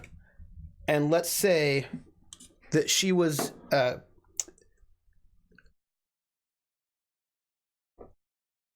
distracted the German officer during Liam's robbery. Like maybe she had dinner with him. I feel like these are not I feel like these could be slightly better aspects. We'll have to work on them. I feel like they could be slightly better. Let me see. A lot of character creation focuses on coming up with aspects. Some are called highs, some are called troubles, but they basically all work the same way. Aspects are one of the most important parts of your character. Let's relook at aspects. They're important. I mean, the thing is, you can get both positive and negative, and they do give you things in there. So let's see. Character aspects. Situation aspects. So let's see. Character aspects. Is this a one shot? It might not be. It might be better to leave connections up to. Oh no. We're making the characters we're making it as an exercise in getting to know character creation. If this were actually happening, the players would be making their own characters, but we're just doing it together as a group to sort of get to sort of to get to get to know it. So character aspects, problems, goals, titles, reputations, obligations. Let's see. Significant personality traits or beliefs. Sucker for a pretty face, never leave a man behind. The only good Centavian is a dead Centavian. We can think about that. Character's background, profession, educated in the Academy of Blades, born a spacer, cybernetic street thief. An important possession or noticeable feature. My father's blood-stained sword, dressed to the nines, sharp-eyed veteran. Relationships to people, organizations, in league with a twisting hand, the king's favor, proud member of the company of lords. Problems, goals, or issues the character is dealing with. Why waste the work? Because I don't know what the players are gonna do. But I owe Marie my life could be a good one. But right now we need one that's connected to Liam's story, right? That's one we actually need. For Liam's robbery. Self-important merchant, guildmaster, silver-tongued scoundrel, honor-bound to avenge my brother are all character aspects. Situation aspects, that's not exciting. So, and then what they do, anything survival, right? You do them, they're really good for making a good aspect. You're writing aspects as the story, but these, but here's the thing, these are the story aspects though, right? So if you looked at the phase trio thing, they say, I owe old Finn everything is one of the aspects that this one character, Landon, comes up with to describe his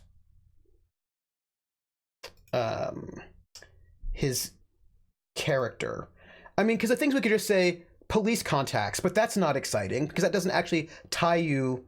If we say pulled police strings to protect Marie, doesn't tie you into Marie's story. It's just sort of too generic there. Oh, Liam is going to get himself caught. He needs me. Yeah, that's good.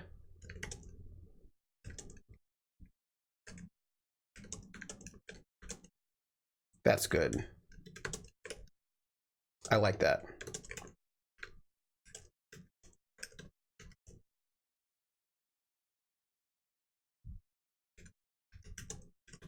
Liam needs my help. Right. Shorter, snappier. So like we have like I owe old Finn everything is one of these example aspects. Sucker for a sob snorri. I've got Zerd's back, right, is another one. Okay, so that is Marie and then also Liam's. So then we have Forrest's story where he is out in the countryside gathering black market sort of banned books. Well, they don't have to be, if they're too general, then they might, like, you can be very specific as well. Like Gunslinger who's tied to John Smith is an example, right? Let's see.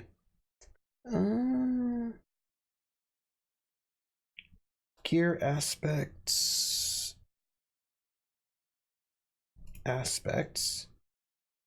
Right, so for example, where are we at? Invoking for effect, aspect. Sharp-eyed elvish scout, always armed, is very specific. Urdru, for example, Urdru Kai killed my family is an aspect, right? But see, the thing is, actually, the person might want to argue that actually it does matter, that's why that's the motivation, and that right, that, I mean, I think I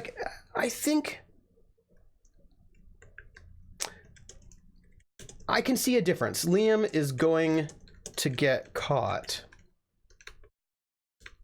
He needs me. my help is a different sort of vibe.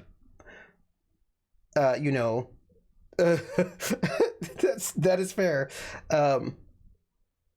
So we can sort of put that in there, and then we need forest story. So right now Judith has gotten all of her aspects in. Forest, yeah, but the help is the better for the compel, right? This way we can say, I can compel you. Marie needs 2 more. Forrest needs 1 more. Liam needs 1 more. Forrest needs 1 more. So Forrest is oh, I've got one. So Forrest is like going around gathering black market materials, and let's say he gets stopped and searched, right? That's part of the story. And Marie says that he wasn't caught because Marie had built him some sort of cart or case with a false bottom. So we can establish that she's actually pretty good at making sort of. No, I don't think it's too long. I don't think it's too long. I think you can have, like, I think it's okay. Because I think it sort of ties into motivation. I think it's all right. Because I don't think they have to be only 2 words, right? They can be phrases.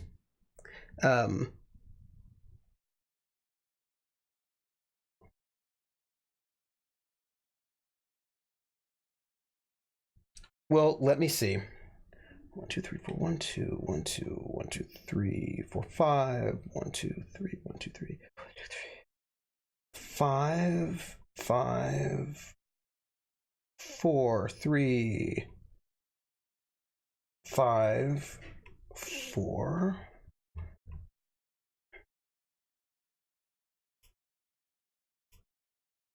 Let's see. 1, 2, 3, 4, 5. It's 1, 2, 3, 4. 1, 2, 3. 1, 2. 1, 2, 3. 1, 2.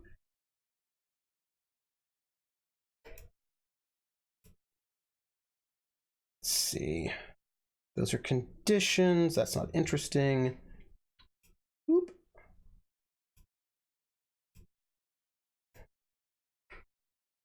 Yeah, because I feel like must help X is a little bit too.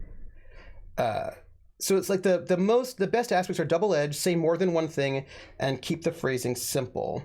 Double edge, 2 things. 1, 2, 3, 4, 5, 6. The Legion demands I prove myself. That's 6. So here's the thing, right? Say more than one thing.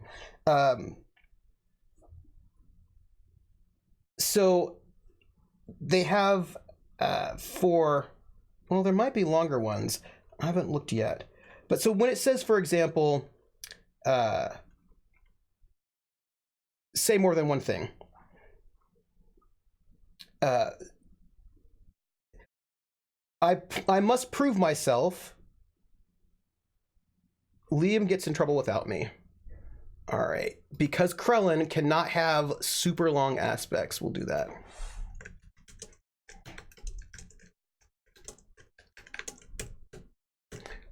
Right, so they say I must prove myself is not a good aspect, right? Because it's not, it'll run out of steam. It doesn't give you enough, like it won't give you enough. So they say the Legion demands I prove myself is better than I must prove myself because it's more specific. It gives you more to work with on a plus or minus. And you also want clear phrasing so that people know what it is. And so for example, just a simple farm boy is a little bit different from child of pastoral bliss. So it depends on your tone. So for example, memories, wishes, and regrets is super unclear. People are like, what does that mean? But scars from the war, that is better. So, all right. At this point, we need Forrest Williams's story about oh yeah, so we're thinking about maybe Marie Roland sort of created a false, like created a some kind of she's able to create smuggler boxes. Nothing burns like regret. So she made it so that he wasn't caught, let's say, our Forrest. So we need an aspect that will sort of evoke that she is able to sort of is like really good with like creating smuggling things, maybe. Um, mm, Not just a strong arm. Um, It was the final words from the AI my character raised after it killed his wife in retaliation for attempted deletion. Ooh! Ow! Ouch! Ouch! That's dramatically good. Um, so Marie needs one, and Forrest needs one. So both Forrest, our poet, and no Forrest. So both. So basically, either no Judith is all full. So Liam and Marie have to be involved in this story of Forrest. Wow. Ouch. So Liam.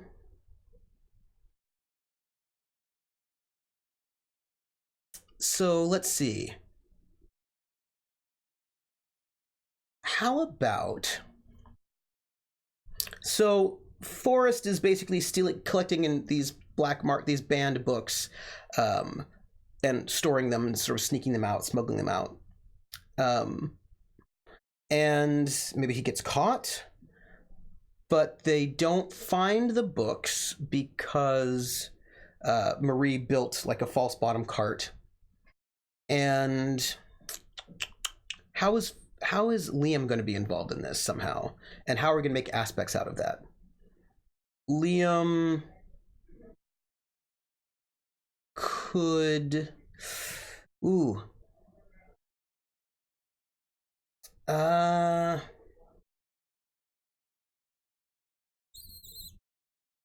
Also, we want to be able to establish that they've got some good spy skills in here. Uh, oh, yeah. So how do the relations work? So each person has a story that is their first, like their big adventure, and two other people have to be involved in that adventure some way to sort of connect all of the characters to each other. So each one has a story, and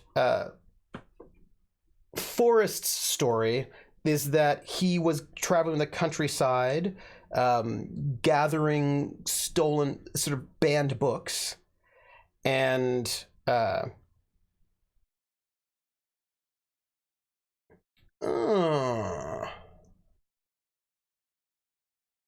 yes.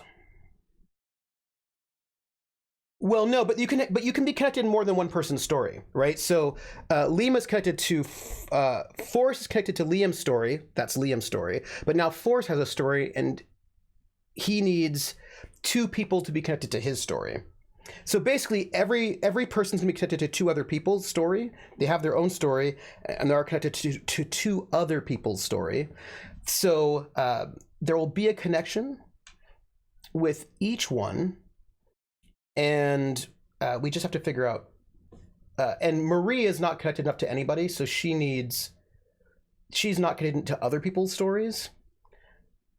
So she needs to be connected to Forrest, and Judith's all filled up, so Liam needs to be connected. Yes. No. So you're each going to have, right, back and forth. So it makes basically, you did tell your dramatic story. So how do we make this false bottom thing an aspect for Marie? She would need something like,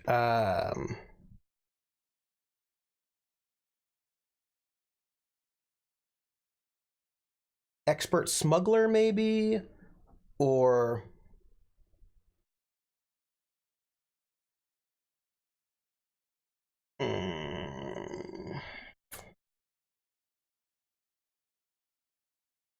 too clever carpenter. It's a little bit unclear, right? Too clever carpenter is a nice phrase, but it is not clear phrasing because it doesn't really get to the smuggling part, right? It's just like too clever carpenter might not actually say the thing you need it to say, but I like where you're going.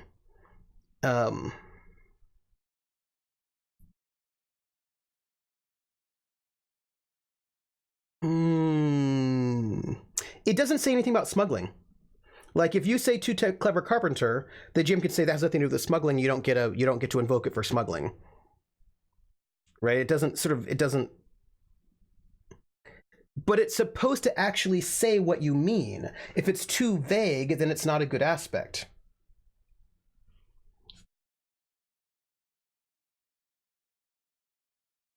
Right? It says avoid metaphors and implications when you can just get away with just saying what you mean.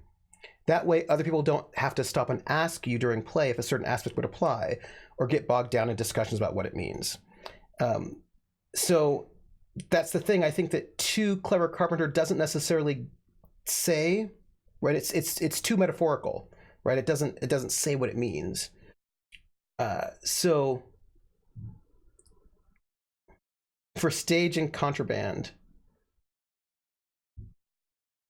carpenter.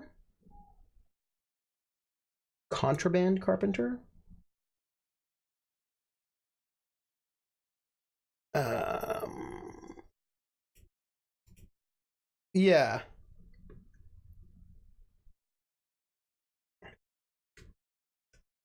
Carpentry for stage and contraband.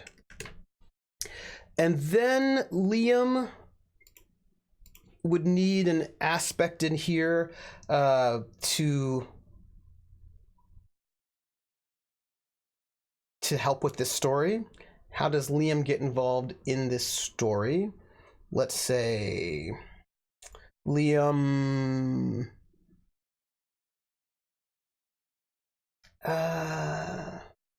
he's our acrobat thief. But let's see if we can get an aspect that might give him some kind of new thing to him. Something added. Something like let's see. Because right now he's a little bit one note, but let's give something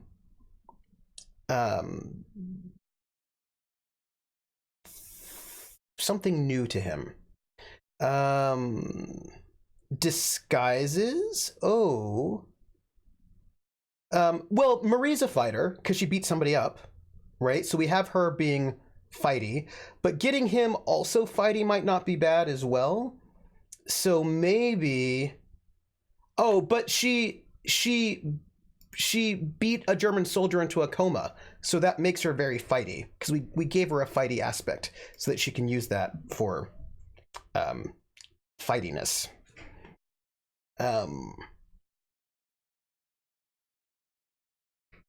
But I do like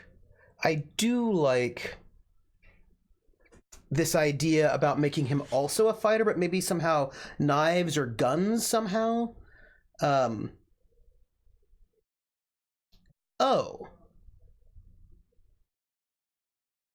about so how about Forrest? Liam doesn't fight fair.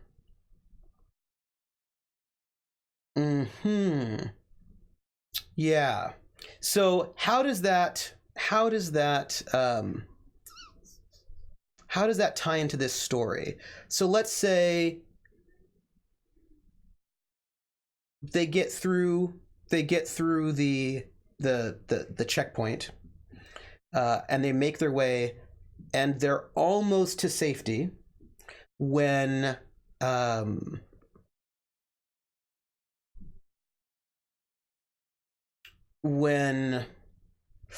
somebody recognizes Forrest, right? Somebody recognizes Forrest from some kind of, yeah, right, through like, doesn't fight fair.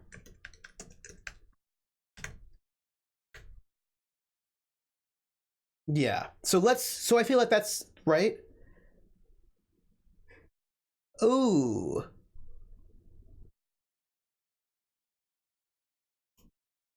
Yeah. So let's say I think somebody should be good at shooting. So let's say expert shot, maybe? Yeah. Yeah. I think that, so yeah, so let's say they get through the checkpoint. But then somebody recognizes Liam as sort of a problem somehow. I don't know the system all too well at all but to me, Saved by Marie sounds a bit too passive. Like, it doesn't say what he thinks about that. He could be bitter about it or happy or feel like he owes her for it or something more. So what's tricky is that, hello, King Crimson, brings a gun to a knife fight. Ooh, I like that. The thing is, it is basically a model of one of the aspects that's given as an example. I owe Old Finn my life. I owe Old Finn everything. I've got Zeard's back, right? So that's so, I suppose we could turn that to we could just make that I owe Marie my life. Right? So rather than Marie saved me, we'll just say I owe Marie my life so that it's a bit more active.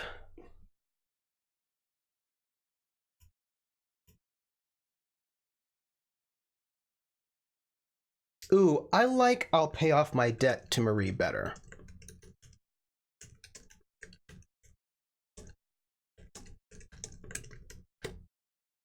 I like that because that will, I think, evoke a bit more stuff. And then yes, and I like that. It gives a little bit more. And so then the last one is Judith Lemaire's story. I owe X my life is different from Saved by X, as it gives a view of it. Something active, yes, and tell something about the character, not just retelling events. I like that. So then we need Marie to have to be in Judith's story about her story about sort of the Germans coming in and them smuggling people out. So how about Marie takes Judith in after Judith leaves, sort of escapes the countryside. But we need something that will give Marie something interesting. Right? Marie needs to get something interesting out of this story. Oh, both Forrest,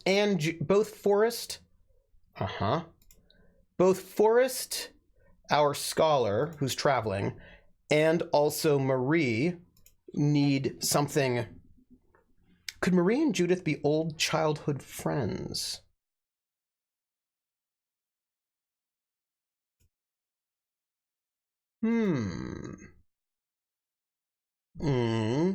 But then how does that tie into this particular story, this particular adventure of Judith's, where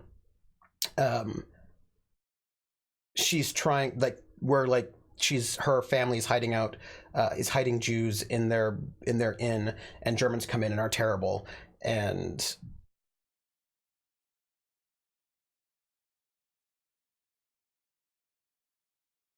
but see, here's the problem with Judith and I Have History. It doesn't have anything to do with the story, and it doesn't say anything. It's vague. You don't, but part of the character creation process, if you're going to do the 3-phase, like you could just not do the phase trio and not have the players. You could just not actually do this part of character creation where you don't do the phase trio and you just make up everything live, right, in the moment. You can just sort of start. You could just start in the moment, right? So like. No, actually it was. I've Got Zerd's Back was actually tied to this story.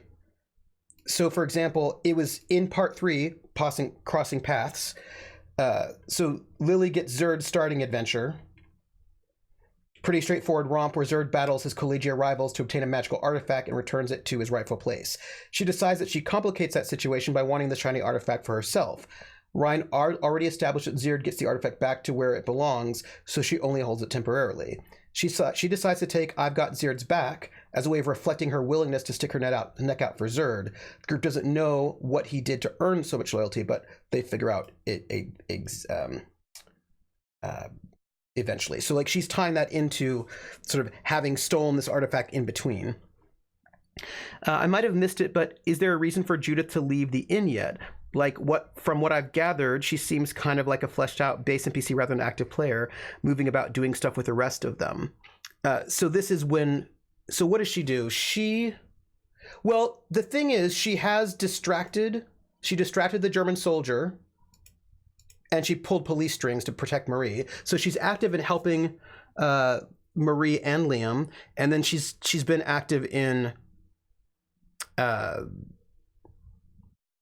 But we do know from the story what her part in the story is, that she had the artifact in between him having it. So she was part of this sort of thing that's going to drive her into being moving away from the countryside and into this burlesque, this cabaret. So yeah, Marie could be Jewish.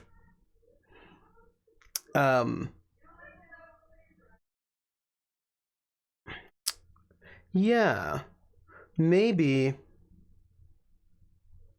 Marie was one of the people that Judith's family. So what? She's the charismatic singer who like seduces German officials and has all the connections, right? So she's the face. She's the face character. She does the talking and convincing people of things, right? So like she'd be the one who'd be doing she'd be doing a lot of the social stuff. She'd be like, aha, I will convince you to not do the thing, and I've got my contacts to sort of get the stuff. So you would think that she'd be doing a lot of she'd be gathering information quite a bit in other ways. Oh, pardon me.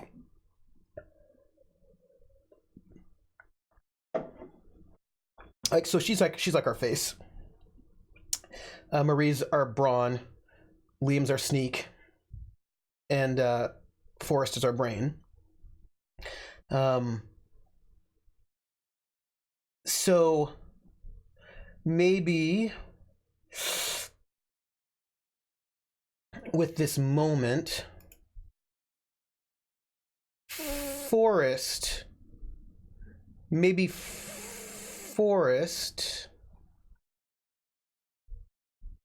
we'll just say, made deadly forgeries for Liam.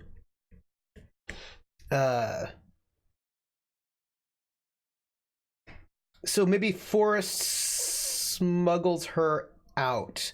So let's say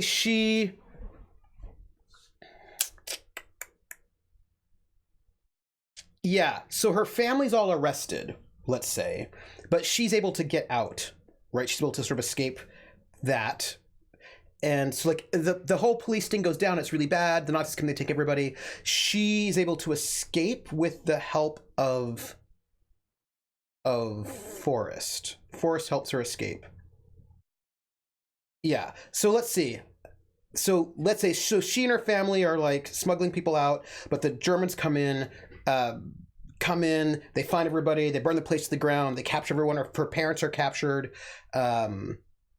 The people are sort of brought back, but she's able to escape. And Forrest says that he's going to be the one who helps her escape. He's able to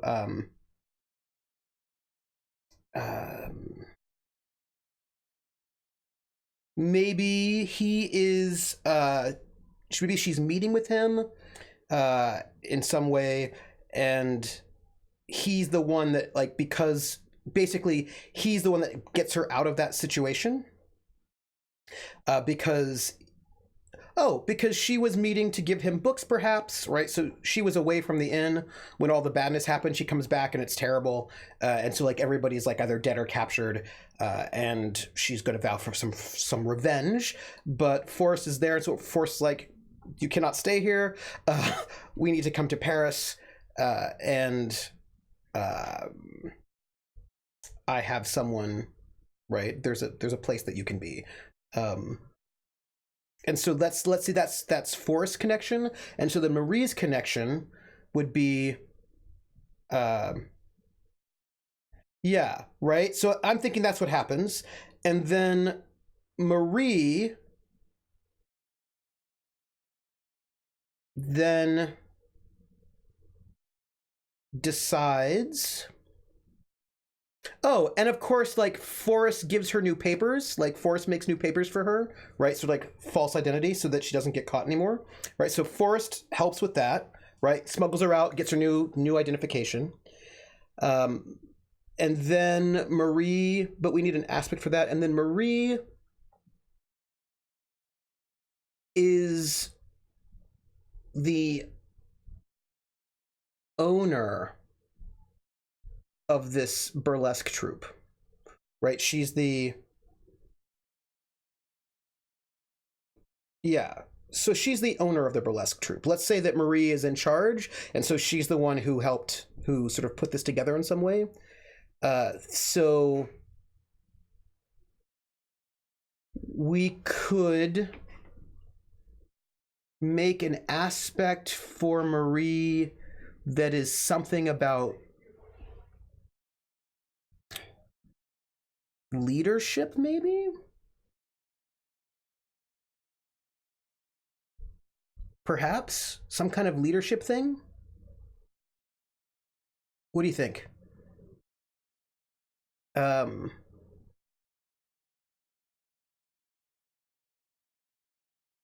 Yeah, maybe Forrest smuggles Judith to Marie's place. Yeah, it's that one. So I'm thinking we need something for Forrest that is new. We know that he's a black market archivist. He makes forgeries. And we know he's a smuggler. Oh, how about this? Knows the countryside. Oh, that's true. Yes, that's a good one. How about something like,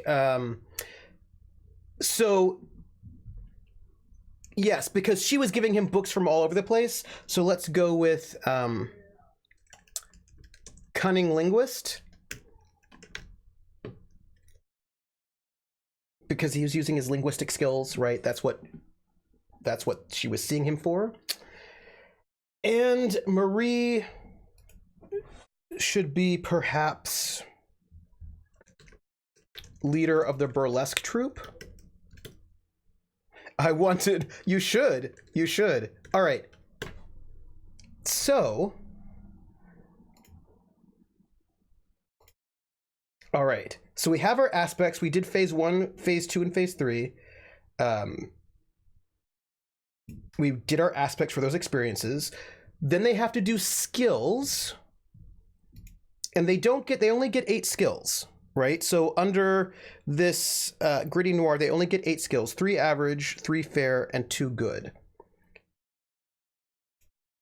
Protective of her troop. Ooh. Spell. That is not how you spell burlesque.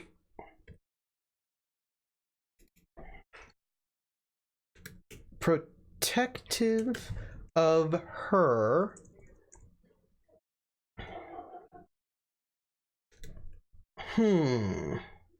although leader of the burlesque troupe gives slightly different things, right? It gives her some like admin stuff. It gives her the ability like to be compelled in certain ways in terms of like there's some kind of like group politics you could do. Like her name would be out there. So like protective of doesn't sort of put her name on the documents, you know what I mean? And so I feel like that might be an interesting for compels. We need skills. So now some of this is going to be changed, I think, right? Because let me move this to a new window so you can see it. So some of this is going to be changed because we might redefine some skills. We'll see. So here, you should be able to see. Come on to my house, come on. Come on to my house, come on. Come on to my house, I'm gonna give you candy. Come on to my house, I'm going to give you everything. Hello, Atomica. Thank you for the raid. Welcome, everybody. We are making Fate Core characters at the moment, and we have done all of their aspects. We now just have to do skills. That's what we're looking at right now. And we are here, although I was Toad Coda. We have this default skill list: athletics, burglary, contacts, crafts, deceive, drive, empathy, fight, investigate, lore, noticed, physique, provoke, rapport, resources, shoot, stealth, and will. Wait, maybe it did.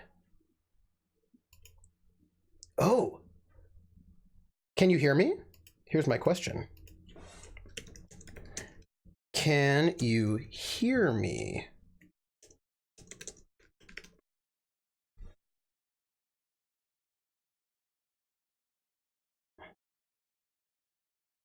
Okay, so you can hear me, but the video is frozen. Well, that is interesting. Let me... Yeah. All right.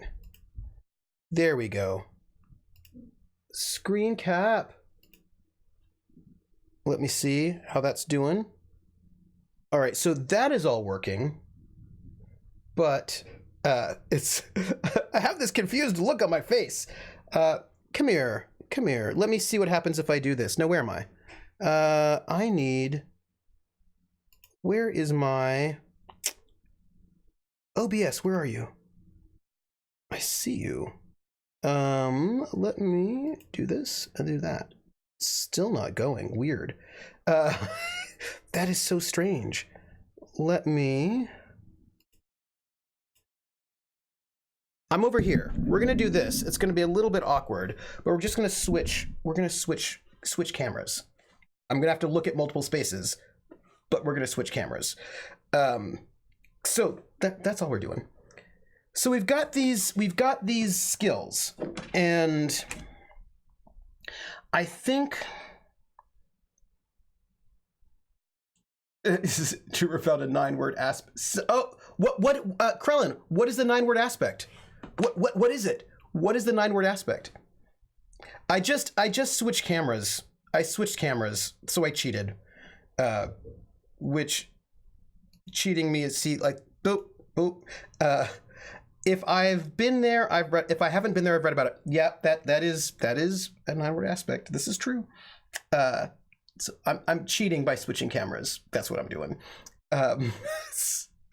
So, all right, we have these skills, and I want to talk a little bit about what I'm thinking about for skills, and that is, I want to change some of these skills a little bit, because when I'm thinking about what it is they need to do as spies, they need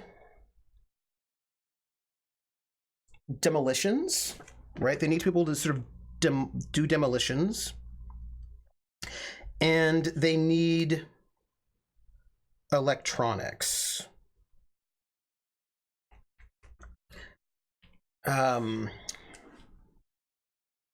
Right, they need electronics. They need to be able to do radio stuff, Morse code, demolitions. So I think that tends to fall under crafts, but I want to change that. But I need a new name for it. Or I want a new skill that I want to call something, right? So I feel like athletics is fine, burglary is fine, contacts is fine, crafts I want to do something with, deceive is fine, drive is fine, empathy is fine, fight is fine, spycraft maybe, investigate, but spycraft feels really open, investigate's good, lore probably needs more specificity, notice, physique, provoke, rapport, resources, shoot, wealth, will, all those are fine. So crafts, the definition of crafts is, craft is the skill of working with machinery for good or for ill. So I want to change it, so it says, the default skill is called crafts because that's what we use in examples, but the skill might vary a great deal depending on the setting and what kind of technology is available. In a modern or sci-fi setting, this might be engineering or mechanics instead. Your crafts replacement. Yeah, so this is the question. Do we want... Yes. So, do we want to have to separate the skills here?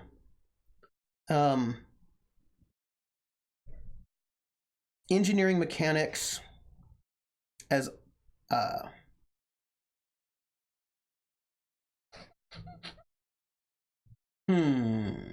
people. So I want demolitions to be a thing, right? So, or traps, trap making. Why don't we call it traps? Why don't I make one called traps? That could be, that include demolitions and all of that.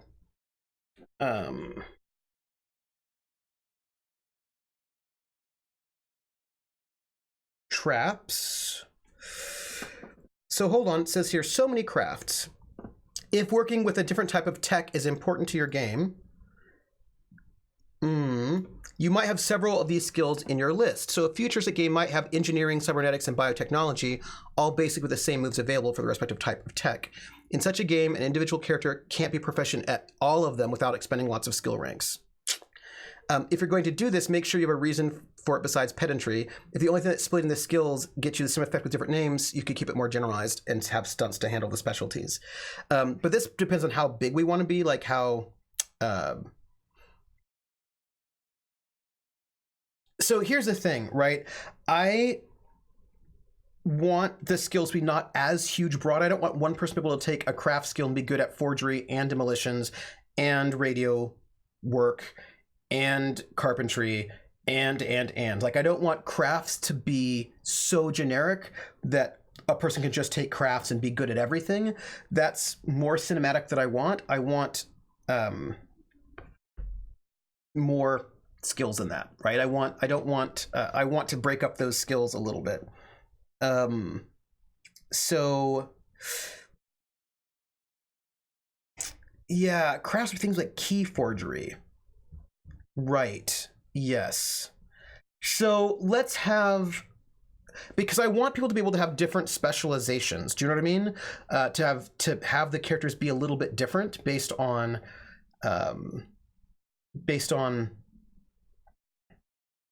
like, basically, I don't want crafts to be the one skill that everyone takes so they can do any kind of spy thing. So that's not what I want. Ooh. The name game. Come on, everybody. I said, now let's play a game. I bet you I can make a rhyme out of anybody's name. The first letter of the name, I treat it like it wasn't there. And then a B or an F. or an M will appear.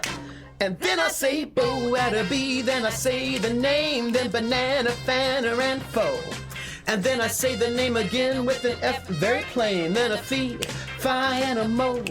And then I say the name again with an M this time, and there isn't any name that I can rhyme.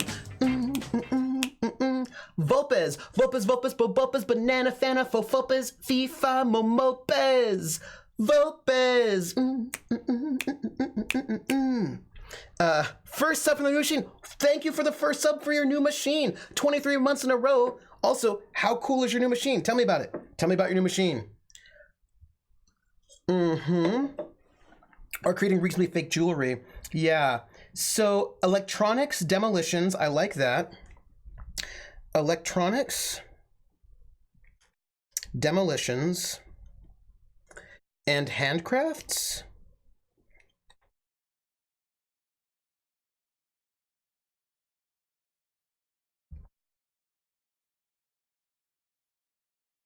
Electronics, demolitions, and handcrafts.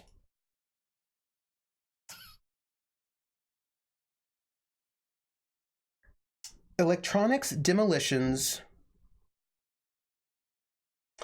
So here's the thing that I'm thinking, right? I'm thinking about the game itself, and forgeries are really important. Being able to do forging documents is really, really important, because that like when you're a spy, like some of the main things, think about the big specializations of World War II spies, being able to create good, convincing forgeries of documents is a big, major thing. So I think forgery should be its own skill because it's so important.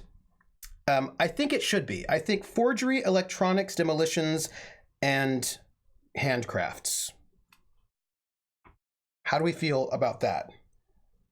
Because it is a big deal. Yeah, it's a big deal.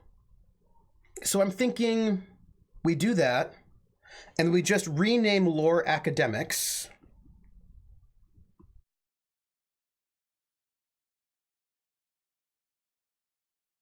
And I feel like that's everything. Yes. Yes. Forgery, electronics, demolitions, handcrafts, and then we just rename lore academics. Would keymaking be forgery or handcrafts in this case?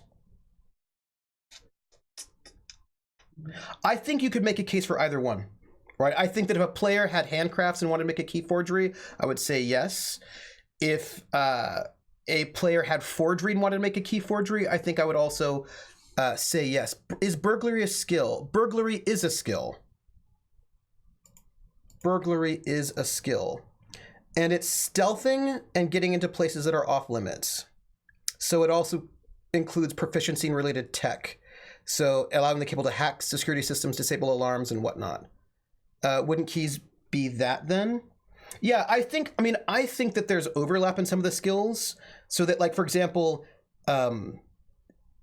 you could try to convince someone to do what you wanted with empathy or deceive or rapport, right? Like you could do that in a couple different ways, or provoke. And so I could imagine the keys. I could imagine if you have burglary, you could do it. I imagine you have handcraft, you could do it, right? Because in the real world, right, a burglar has the ability to make fake keys, but also a locksmith has the ability to make fake keys, and they both have different base skills, but they can both make fake keys. Yeah. So that's what I would think. I would think that more than one person can get that fake key making ability. Cryptography.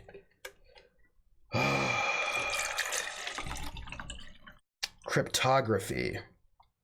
Locksmith are just out of work burglars. Krellin, I love that. Oh, cryptography, my friend. This is a very good question.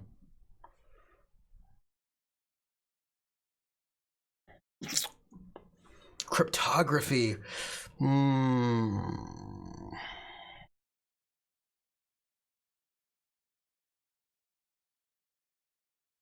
Craft would be key forgery, and lockpicks would be burglary. Hmm. Yeah. And maybe not forgery, but then what do we do about cryptography, people? Codes, ciphers. Could be part of academics. Maybe a stunt in academics. Yeah. Yeah. I could see it. I can see that being part of academics. Yes. We'll say cryptography is part of academics. It's the thing about Fate. The skills are super broad. So let's see. Yeah, so here are these stunts for burglary. Always a way out, +2 in burglary rolls, made to create an advantage whenever you're trying to escape from a location. Security specialist, you don't have to be present to provide active opposition. Talk the talk, you can use burglary in place of contacts whenever you're dealing specifically with thieves or burglars. Let's see, lore. It's about knowledge and education. It can be called scholarship or academics. If the game has a reason to prioritize different fields of knowledge as being separate from one another, you might have several skills that follow the same basic template. For example, you could have lore that's supernatural and one for lore for supernatural and scholar for traditional. And you have some stunts. Specialist, choose a field of specialization, get a +2 to all lore rolls related to that field of specialization. All right, so forgery, electronics, demolitions, handcrafts, and then we're going to call lore academics, and we'll put cryptography under academics. So broad, these skills, man. All right, so Marie has got 2 good, 3 fair, 3 average. She should be good at handcrafts, and she should be good at fight. Right, those I think her 2 best things. She should be, oh no, I lied. Yeah, handcrafts and fight, and then she should probably be fair at empathy. Oh, she should be fair at she'll be, no. She'll be fair at fight.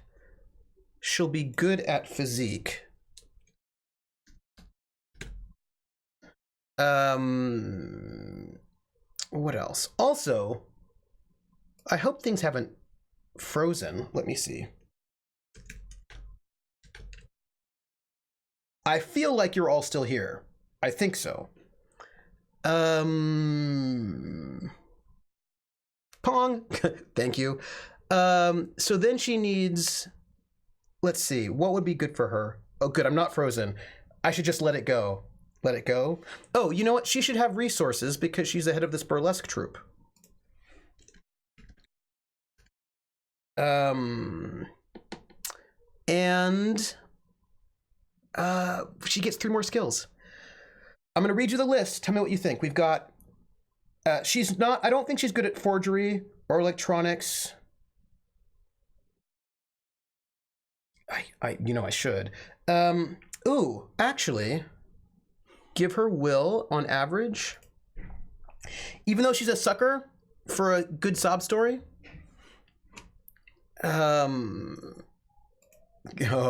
Fiery. Should I give her demolitions?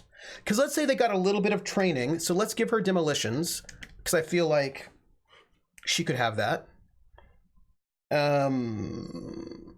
And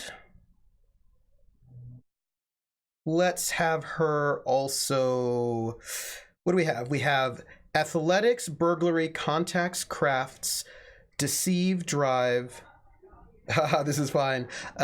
Empathy, fight, investigate, lore, notice, physique, provoke.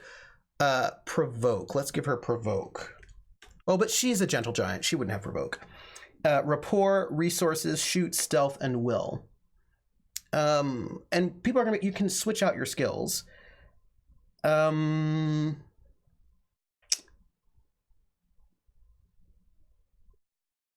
I feel like she should have demolitions because she's going to get some training, and she'll have gotten demolitions training, and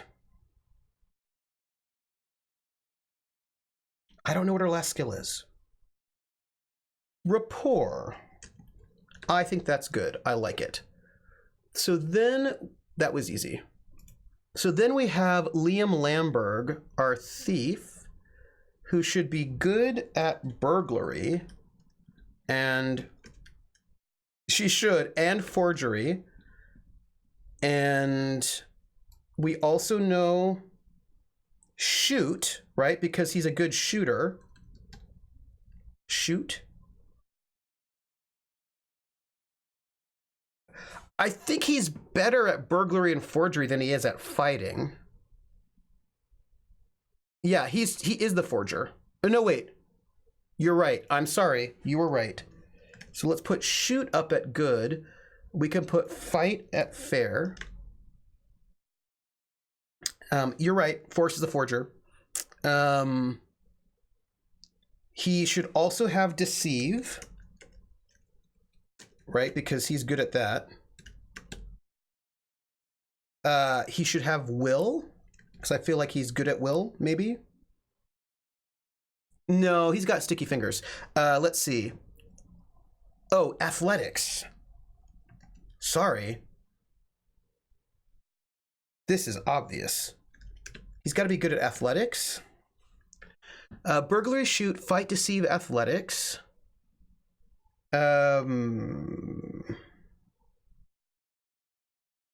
Let's see. I think that would be investigate and notice. So let's give him investigate and also notice. And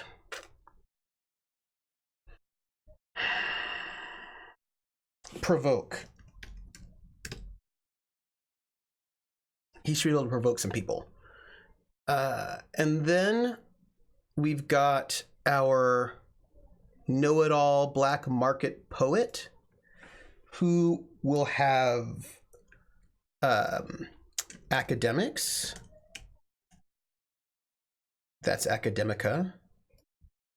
Academics and forgery. Oh, nice. Oh, we're going to keep going. I think this is the session where we just do character creation, but after this, we're going to get them into trouble.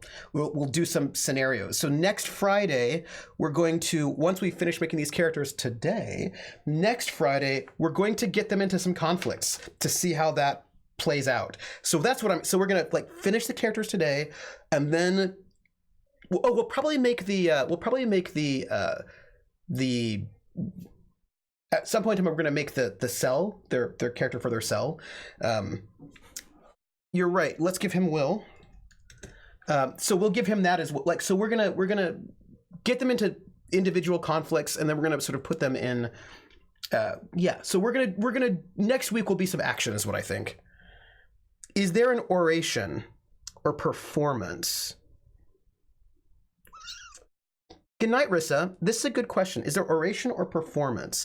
There is deceive. Let's see. Deceive is about lying and misdirecting people.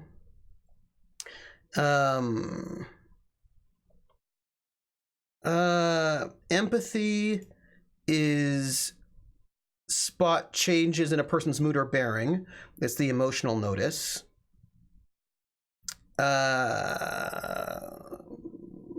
Rapport is about making positive connections to people, eliciting emotions. It's the skill of being liked and trusted.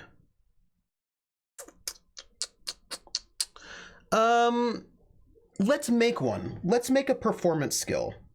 We're going to add performance because I want to add that skill. We're going to add performance as a skill. And we will give him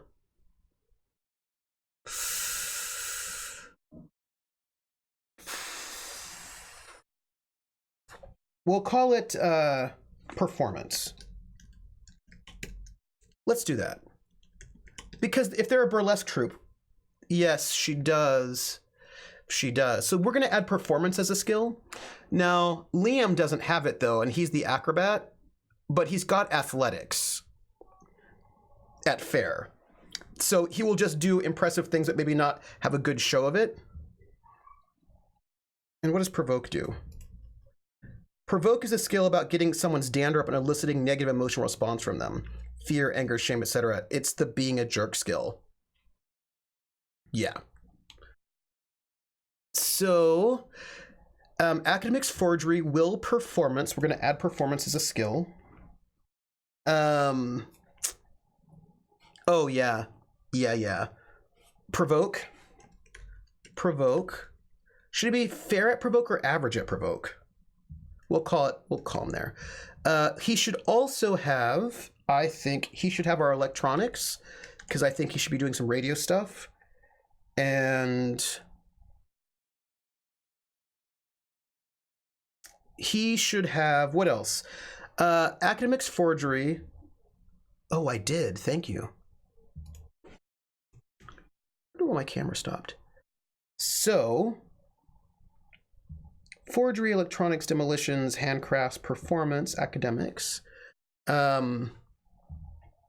Yes, but I think that's if Marie got demolitions training, I think he got electronics training so that he can do the radio stuff. Electrolytes. Electronics. Oh, I love it. I see it. Electronics. So he's got academics forgery, will, performance, provoke, electronics. I think he should have some contacts. And oh, he should have investigate. Hello. Clearly, he should have investigate. So sorry. And I actually think his investigate should be higher than his provoke.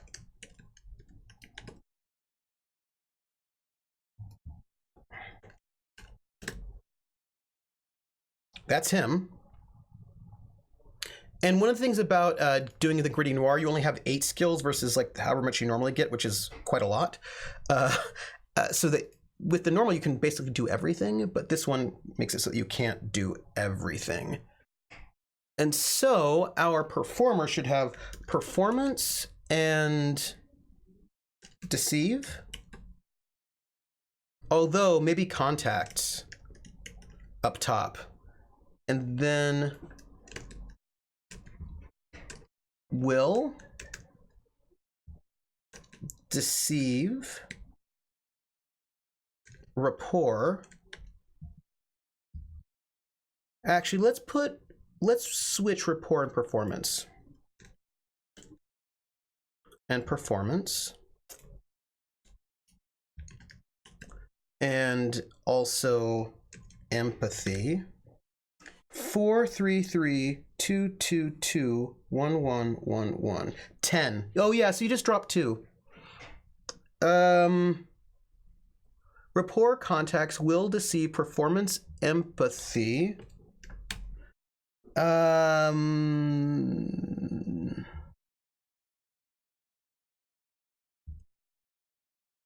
Notice.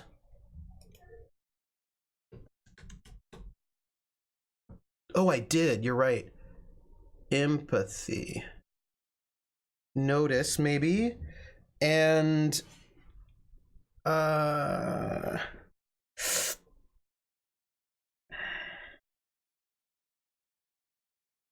maybe she should have also, what do we think? Forgery, electronics, demolitions. We've got people all on that. Handcrafts, performance, academics. We've got all of that. Empathy is the ability to tell what it's like to wear someone else's pants without actually wearing them. And it is sticky. Do you think we should have her do investigate as well? Since she probably is doing a bunch of that. Let's say.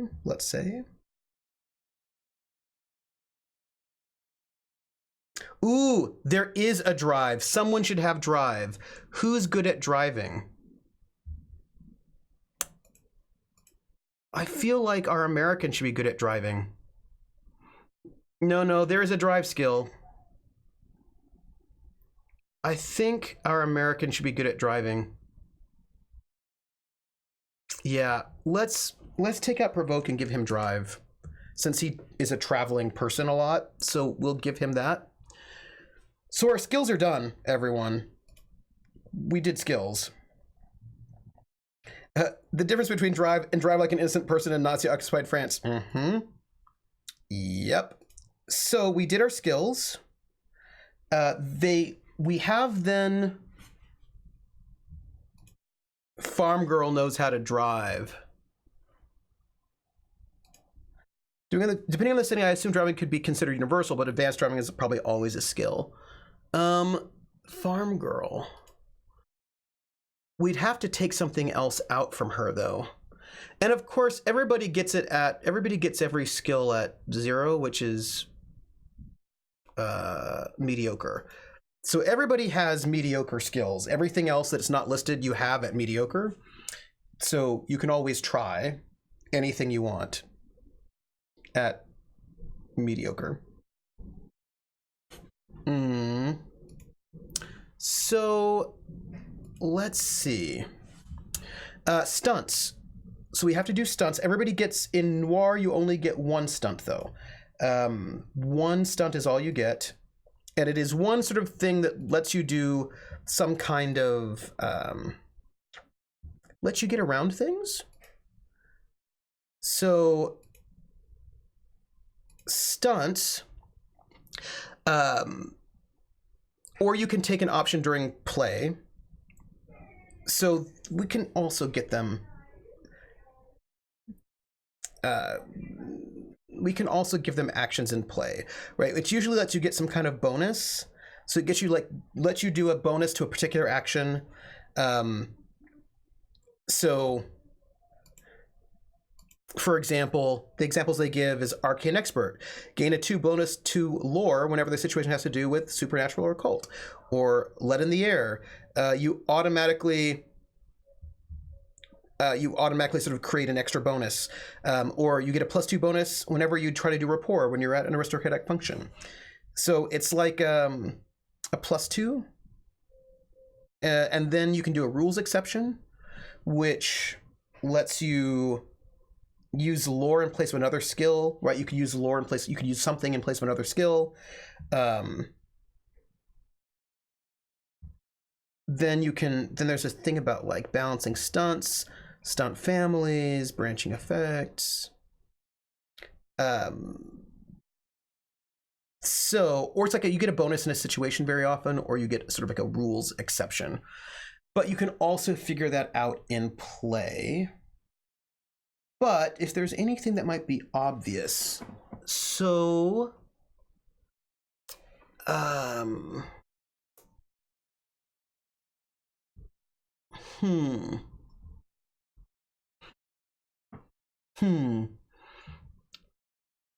think it's a good question.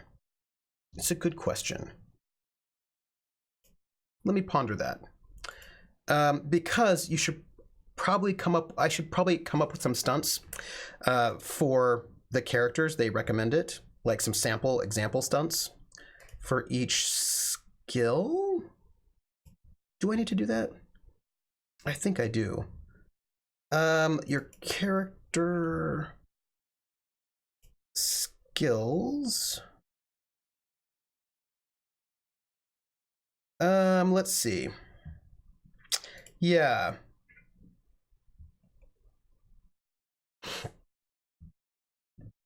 So, like maybe a stunt could be you could go over your skill cap with 1 skill, maybe.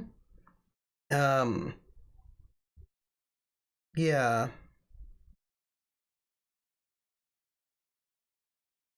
Yeah. So, I don't know. I'm going to ponder this. I'm going to ponder stunts for a moment. But let's just pick up the last things. So they're going to have 2 refresh points, which means 2 fate points. And then the stress and consequences, which is basic. And think no space heady. So, I miss the bear too. Underground as underground as a stunt for contacts. Yeah. Yeah. That's actually very cool. So let's say a stunt for contacts would be something like, let's say,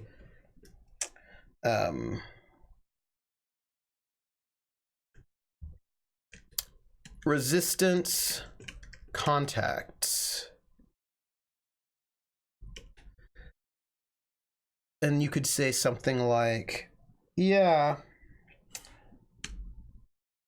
Let's, because I feel like it's a bit more of their backstory to go with the resistance. So let's say +2 when attempting to contact members of the underground or resistance. Oh no, let's say, hold on, +2 when attempting to contact members of the underground or build rapport with them. Maybe? Let me see, however, what it says. Yes, so stunts are a special way that you can use your skill. You can use them to get a bonus on something very specific or to trade something out. So for example, one character might be able to use their lore for rapport with academics. So it's like a special way of using your skills. So for example, under contacts is the skill of knowing and making connections with people. It presumes proficiency with all means of networking available in the setting. Stunts, ear to the ground. Whenever someone initiates a conflict against you in an area where you've built a network of contacts, use your contacts instead of notice to determine the turn order because you get tipped off in time. Or rumor monger, +2 to create an advantage when you plant vicious rumors about someone else. Or the weight of reputation. You can use contacts instead of provoke to create advantage based on the fear generated by the sinister reputation you've cultivated for yourself and all the shady associates you have. You should have an appropriate aspect to pair with this stunt. So, right, so you can use the stunt to sort of let you mess with the skills a little bit. So what is her, so her contacts are good. Her rapport is good. She could, oh, how about, I have an idea. So resources describes your character's general level of material wealth in the game world and the ability to apply it. This may not always reflect cash in hand, given the different ways you can represent wealth. It might be land, might be lines of credit. It's the default list to give you a basic, easy way to handle an abstraction without getting into minutia or bookkeeping. So you could, what about something like maybe, like I feel like she could use a stunt contacts that would allow her to maybe get around something that she's not so good at, right? She could use her contacts for, right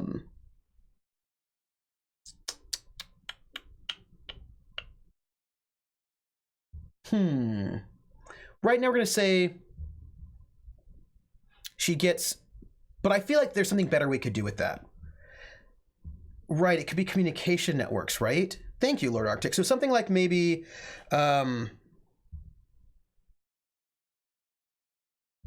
maybe something, yeah, like using one skill to do a part of another skill, right? So maybe something like she could use contacts for, because the thing is, I feel like she could use contacts for resources, but maybe she could, but I feel like that's something that, wait, hold on. Does our thief fellow have good contacts? No. So let's do that. I think that'll be good. So let's say that she can use, when attempting to get black market resources,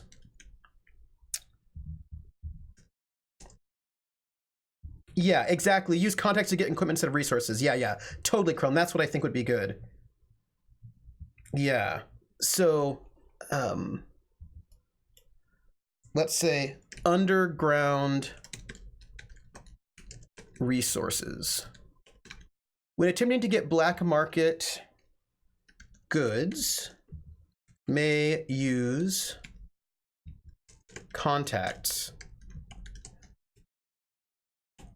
instead of resources. Right? That seems like it's a good one. Okay.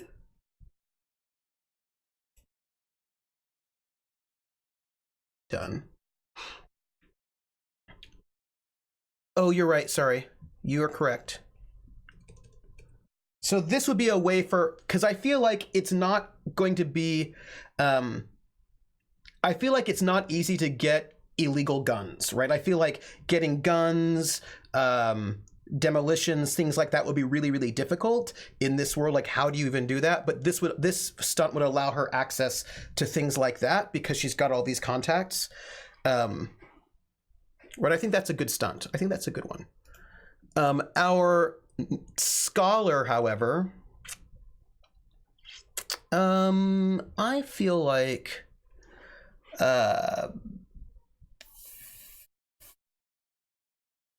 he should have. What do we know about him? He's a cunning linguist. He makes forgeries. He's a black market archivist. Know-it-all. Poet and scholar.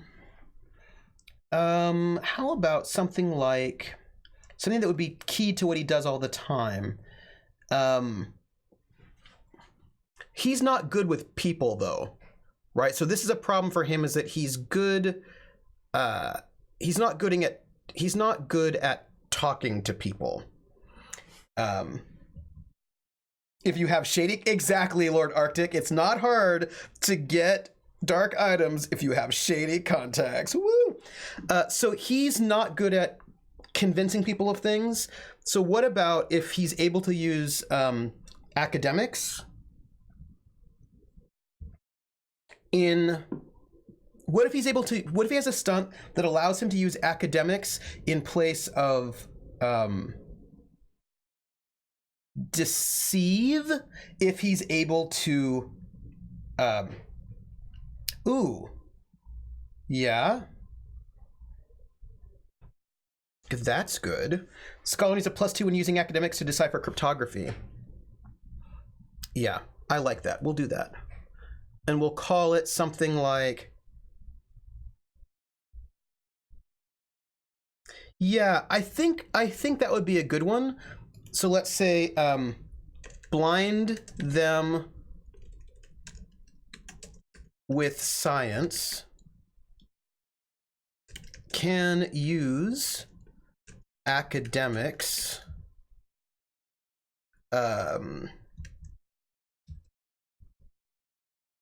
to fast talk people when using an academic line of reasoning. So in place of, see, there is no fast talk skill, and provoke is to tick people off. So probably deceive in place of deceive.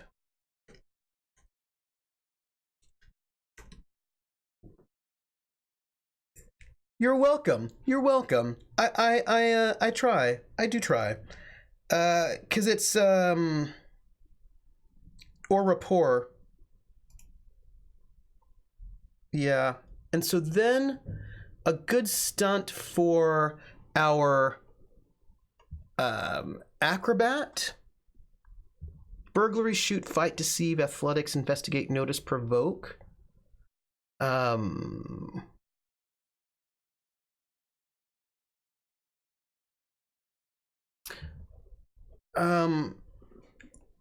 Welcome back. So I feel like we could do something with him. Like, I feel like we could get a +2 for him.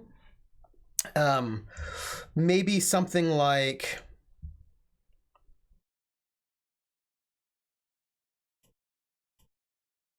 He gets a bonus when stakes are high.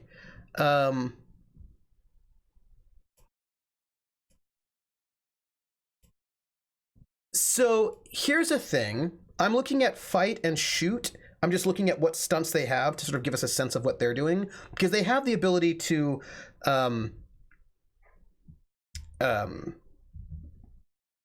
what do we call them? Do we call them like a expert shot? So if you look at shot, they've got 3 sample stunts that might be interesting. So they have called shot. During a shoot attack, spend a fate point and declare a condition you want to inflict on the target, like shot in the hand. If you succeed, place that as a situation aspect on them in addition to hitting them for stress. And I feel like that's really good. That gives you like a way around things.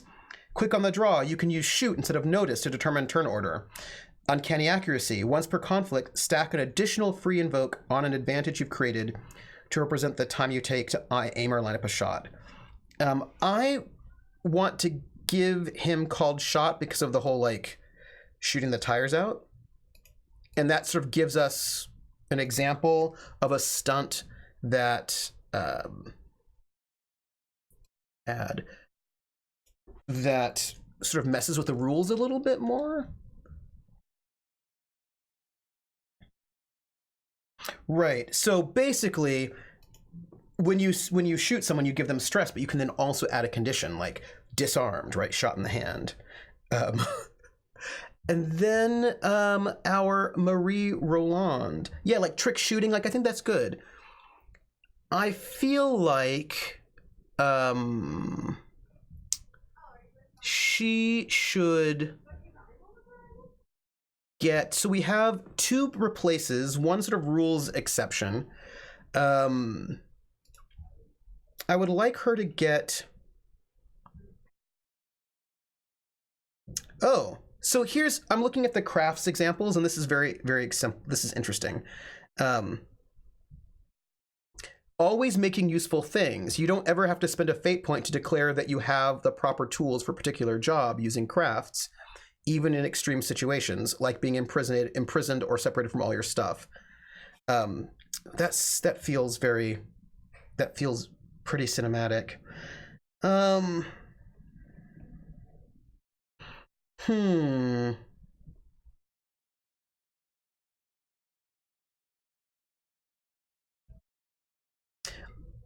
Although I do like it, because she's the stagehand, right? That she always has for tools for a particular job using handcrafts. Even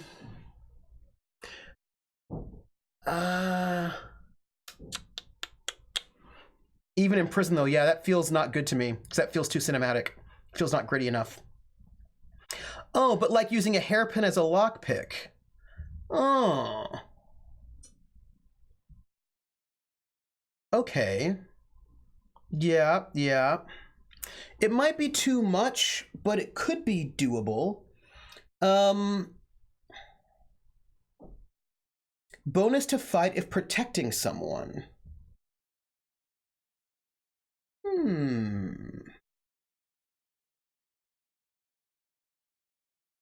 Yes, I like it.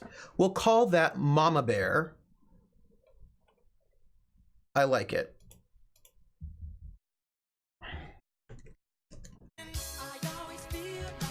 Somebody's watching me, and I have no privacy. Whoa, I always feel that somebody's watching me. Tell me, is it just a dream? Thank you, Winged Furies. Welcome in. Thanks for the follow. Hey, lurk away. It's cool. I appreciate it. We're just making these Fate characters, and we are, almost done with them. Oh, thanks, Winged Furies. This is the stream where we sing. We find any kind of excuse to sing whenever we can. And also, hopefully, songs that are a little bit creepy, just in their own way. +2 on fight. Where am I typing? I'm not even typing anywhere. Let's see. +2 on fight when protecting someone else. I think that's great. And I feel like I could probably read more up on stunts to make them better, but I feel like that's a pretty good example, and I'll sort of come up with some good ones. Oh, nice. And I actually think the only thing we have to do now for character creation is do stress and consequences, which is, let's see, stress tracks. We have 2 stress tracks, and we have consequence slots. Oh, they're not added by default. All right. The consequences. So stress, we have 2 stress tracks, physical and mental. I'm not going to add any special stress tracks to their character sheet, but I will to the faction. I'm thinking that the faction will not have physical or mental. I think the faction will have heat. Right? So I think the faction will have as its stress track heat. Yes, that's right. So let's think about this, right? We get. So I think the faction as a character sheet will not have physical or mental because it's not a living thing, but will have heat, which is how much noise it's taking. And I don't know if we'll have anything other than heat. It might have. I'll think about that. Maybe only one. Maybe only one, and that's heat. And then maybe resources or support. Something. I'll think about it. But at the moment, I want heat. So we have 2 default. Physique helps with stress. Will helps with mental. Each grants 1 more box if the respective type is average or fair, 2 if it's good or higher. Yeah, maybe heat and resources could be good because they could then sort of tap on their thing as resources. I think I like that. Heat and resources, maybe. But it might need a different name than resources. I'm going to think about that. Like heat, because I like 2, that if they're too tapped out, then maybe they start getting stress on their resources. Oh. You'll love this, Trooper. I met Furies and her hubby Tech when they were voicing a playthrough Night in the Woods together. Voicing a playthrough of Night in the Woods together. That's amazing. I love that. I do love that. So let's see. Marie has a physique of good, so her physical is at 4. That game was really good. And her will is at average, so her mental is 3. And then our sneak thief does not have physical or will, so it's just at 2-2. Forrest has got will at fair, so gets mental at 3. And our singer has got will at fair, so has got mental at 3. And that's that. Oh, Tech sounds like Greg. That makes me so excited. And then consequences. You have 3 consequence slots. 1 is mild, 1 is moderate, 1 is severe. So, all right. So they have mild, moderate. Oops, sorry. Mild, moderate, and severe. I feel like that is all we need. Yes? Yes? I think. His voice is magnanimous. So I think I feel like that's all of our people, right? That seems right to me. And I'll just add those consequences. Mild. Moderate. No. Mild. Moderate. Sorry, I'm looking off camera. my other camera is being strange. I only wish we could hang out all of the streams and people came with us, but what's up with time zones? Why are time zones the worst? I think they're the worst. I do not approve of them at all. I think they're bad. So mild, moderate, severe. Now, mind you, I will point out that we made some choice about skills and whatnot, and we might change those ideas depending on how our tests work, which we're going to do next week.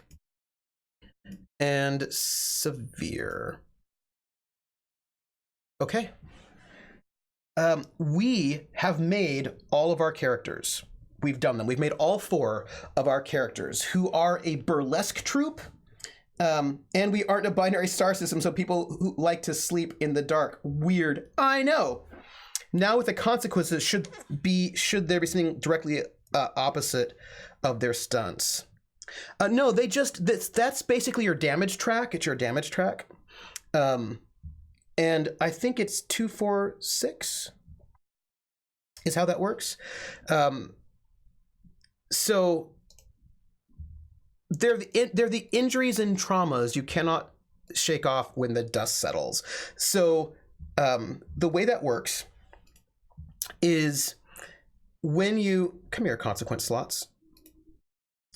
Don't give it to me. So like if you take stress, and if you cannot fill up your stress slots, you have to fill up your consequence slots. So your mild consequence will take up 2 damage, moderate 4, and severe 6.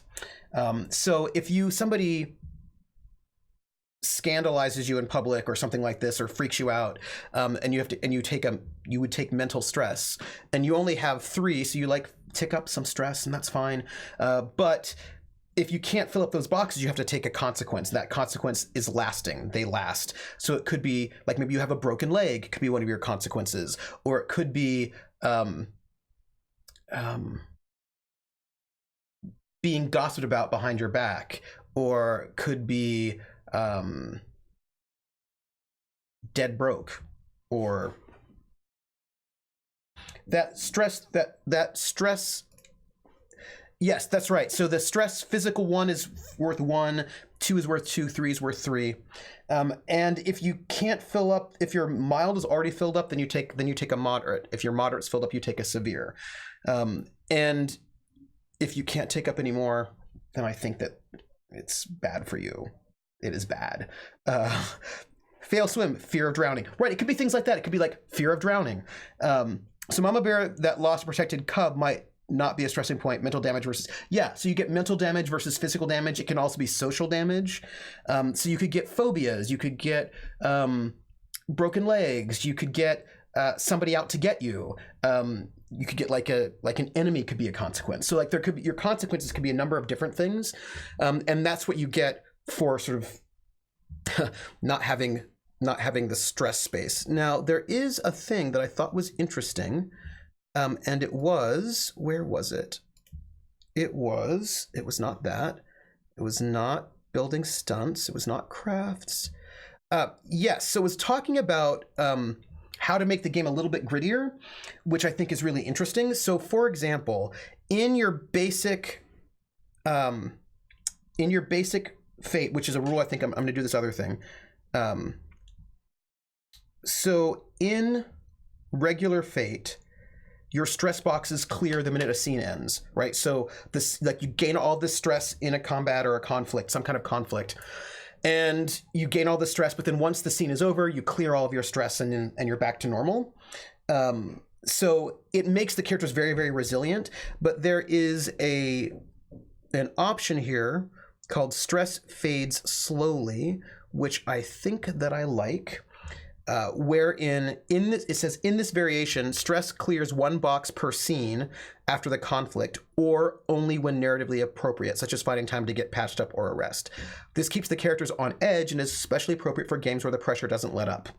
So, for example, possible games, Haunted House. Just because you survived your latest encounter with a ghost doesn't mean everything's hunky-dory. You're still stuck in a haunted house after all. You only start to breathe easier when you can convince yourself you're safe. Stress only fades when PCs have either left the house or honestly believe themselves to be safe. noir. Your collection of bruises and nightmares are going to become a liability fast if you don't find some doctor friend to patch you up or some safe house where you can rest your head. Stress only clears when PCs receive medical attention or take narrative time to rest. Now in converting from D&D, would this scene basically be a long rest? So converting from D&D, the thing is, so you have stress, right? So it's a tricky thing where you have these stress boxes that will that kind of like soak up damage for you. Like they don't, like you just basically, instead of like, I shoot you in the shoulder, and you're like, okay, instead of shooting me in the shoulder, I'm going to take this as stress instead, which means that I'm able to dodge and duck before the bullets hit me. But like this is stressing me out, right? Because like I just barely missed getting shot in the head, so I take this stress. And when you fill up all your stress boxes, then you can no longer soak, and then you have to start taking actual consequences. So then now the next time you get shot, now you actually are shot, and it'll be like, you know, shot in the shoulder, right? Or whatever you have. Now, what happens though, and this is sort of the way this works, yeah, the base assumptions are really different. So what I would say, yeah, so after the scene is done in basic fate, you clear all of your stress. You do not clear consequences, they linger. But you clear all of your stress, and so then in the next scene you go in, you can sort of soak all of that again. Hello, Polish cryptid. Would there be an advantage like in S&V where you have time to take a vice, drugs, and you drew stress faster? They are usually really nervous about stressing faster, but I bet you could make a stunt, right? I bet you could take a stunt maybe where it would have to be a stunt where you could maybe sort of do that, clear an extra, especially if there's especially if stress fades slowly. So what I would probably say, stress clears only one. I think I would go with the idea that you would clear stress only one box after a scene, and then you would have to do something narratively to clear the rest of it. Yeah. So the thing about, and what's really interesting, Lord Arctic, is that the consequences are not necessarily hit points, right? Because the consequences don't have to be physical. They could be like, now you have a phobia, like, or you have PTSD. PTSD could be a consequence of being in a battle. That's not physical, but now it's a mental thing that is a consequence that people can evoke on you. But it could also be a broken leg, right? And a broken leg is not a hit point. It's you have a broken leg now, and now you have to deal with this broken leg. And the way that works, basically all these things are aspects that can be evoked by the GM to mess with you. So I can say, you want to try to do something that like you need to escape, and I could say, oh, you have a broken leg. I'm gonna basically mess with you and say it's now harder for you to escape because you have that broken leg, and you don't get rid of that broken leg until you're able to heal up. So it could be PTSD, it could be a broken leg, it could be you could be something like you're wanted, right, by they know they know your identity, right? Something like this, where there are these bad consequences that are going to haunt you and make your life really difficult, and you can die. You can sort of like get to death if you get to that moment, but these consequences are sort of big and sort of dangerous. So, and that would be reflected by a slower movement rate or a limp broken leg reference. Of course, because this is not as granular as D&D, basically I would say what happens is the GM says, okay, you're trying to escape, but you have a broken leg. I'm going to invoke that. So now it's going to be harder for you to escape. So like you're able to sort of like negotiate that a little bit as it does. So here's what we've got. We've got our characters done. Next Friday, we're going to do the following. We're going to sort of make the game aspects. We're going to sort of do aspects for the game. We'll make the character for the cell, which will in this case will be a burlesque troupe, and then we'll put them through a combat scenario, a social scenario, a sneaking scenario, a research scenario or investigation scenario. So like 4 different scenarios, a chase. We're going to kind of go through a bunch of different conflicts and see how they play out, and then see if we need to change anything or adopt anything. So that's what we're going to do. Polished Cryptid, I have played Fate, but I've never GM'd Fate, and the GM that I played Fate for was a little bit rules light, and I'm going to be a little bit crunchier, so I want to really, dig into the rules a little bit and see this is what I always do. Oh, I'm going to also add in gun ratings and armor ratings. That's a thing I'm going to add so that things will be a little bit more deadly. Because I want this to be, I want pressure to sort of add up, and I want things to be deadly, right? So, or to be more gritty, as it were. So we're going to add guns, sort of weapon ratings, and armor ratings to the game, and we're going to have the slow stress fade slowly in the game, and we're going to see, and we're using the gritty noir sort of switches to make it a little bit harder for them. And we're going to just see how it goes. So our plan is to do next Friday, sort of set up the world stuff, set up the core for the cell and the opposition, and then do some challenges, see how that goes. That goes back to die rolls for fails and successes, so therefore changing the number of successes they need. If they did not have a broken leg, it might be 2, but since, that may become 3 or 4 successes. So basically, it just makes it more difficult for them to achieve, and they have to then maybe spend a fate point to sort of try to overcome this in some kind of a way, add things. And we're going to really, because when we didn't do a lot of creating advantages. So next Friday, 6 p.m., we're going to really dig into trying to sort of play out some of these conflicts, and of which there are a couple different styles that I want to play with, right? So I want to look at, let's see, challenges, contests, and conflicts. So when I go through, those are 3 different types of things. Challenges, contests, and conflicts. And I want us to go through all of that and sort of work through a couple different things. And that's what we're going to do next Friday. So next Friday, be here for the Fate core system. We're going to make the cell, and then we're going to sort of make their cell, see how that works out, and see what we can think about it a little bit, and then do some challenges, conflicts, and what was the third word? Challenges, conflicts, and contests. So that's what we're going to do next week. I have some news for you, I think.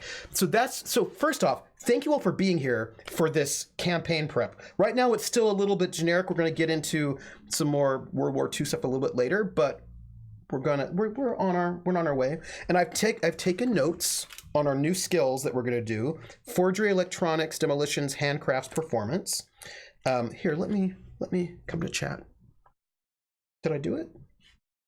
Where am I? Good, I'm here. Nice, I really like this system, but with playing D&D for nearly 30 years, my mind don't quite grasp the... So here's the thing, Lord Arctic, that's what this is for, right? One of the things that I really am, what I always use, and by the way, just so you know, I always do this whenever I run a game, even if I've run it before, and when I'm not streaming, like I always sort of sit there and I go, let me make characters, let me see, put everything, I always do this. And so this is a way for me to really grasp Fate and how it works. And I really want to do this in a crunchy way. I don't want to hand wave anything and not pay attention to the elements. Hey, that's my line. Like I really do want to take the most advantage of this situation. You know what I mean? And when it comes to the aspects and the Fate trio, one thing I'm thinking about is maybe having them connect with only one other person as long as everybody's connected, and maybe replace one of those aspects with a secret. I'm going to think about that because that could be something interesting. Like maybe you have, so I'm thinking about that. We'll see. So let me tell you what's up. Where's my calendar? Hold on, because I've got things to tell you. I've got things. Yeah, me too. Polished Cryptid, I love things where you can like move in there. And of course, when they create their aspects, that also helps. So let me tell you what's going on because you need to know.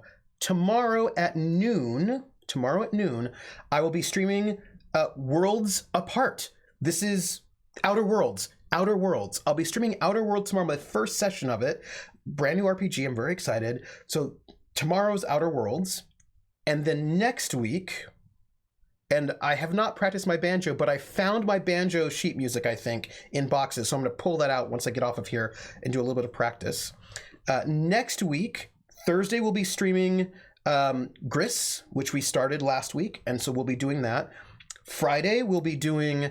I've got news for you. Friday, we'll be doing challenges, conflicts, and contests in Fate Core with our characters that we've made. And I hear that Atomica, I hear that Outer Worlds is shorter than the other ones. I hear like it's much shorter, right? Yes? I usually run things powered by the Apocalypse. Fate is one of the systems I thought of going. Right, me too. I've seen Polished Cryptid. I feel like Fate's such a big game in the world, and I really want to sort of jump in here and really try things out and see what it's like. So I originally had thought about running this French Resistance game in GURPS, but I was like, let me do it in Fate because it's a big system. I want to run something in it, and it allows me to make their cell as a character, so that becomes something interesting that I think... Oh, you know what? Rather than resources, I think it could be maybe aid. I'm going to think about a name for that. Resources, aid. I'm going to think about that. 80 episodes, 0 to 40 episodes. It will, like, it's going to be...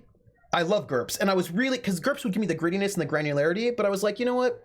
I'm going to try Fate, because you can make the resistant cell itself a character and do stuff with it. So I thought that would be interesting, because then I could have like the Milice be a character, the Nazis be a character, their cell be a character, right? So I could have like sort of slightly different characters.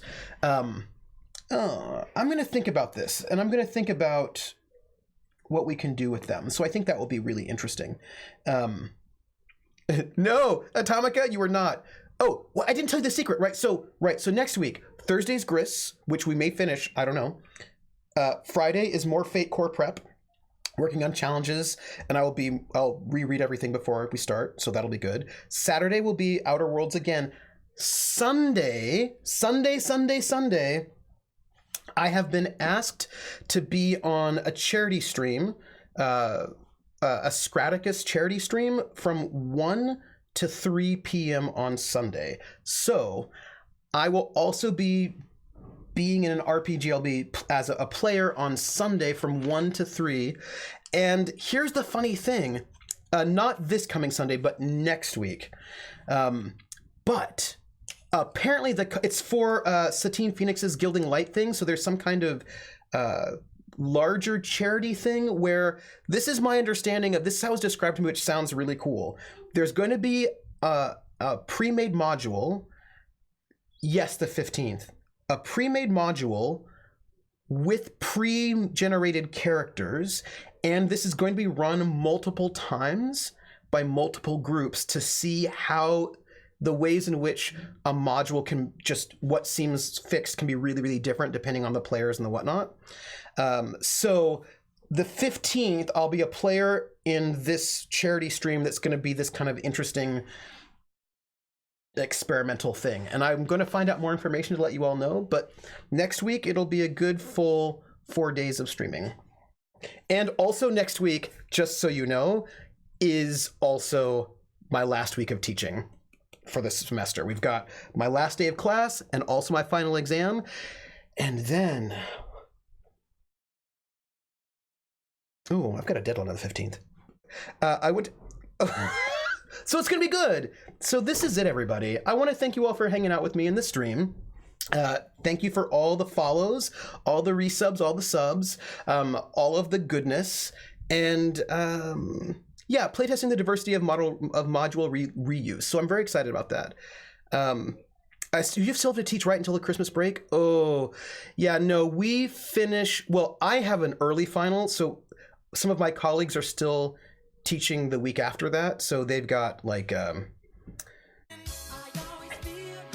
Somebody's watching me.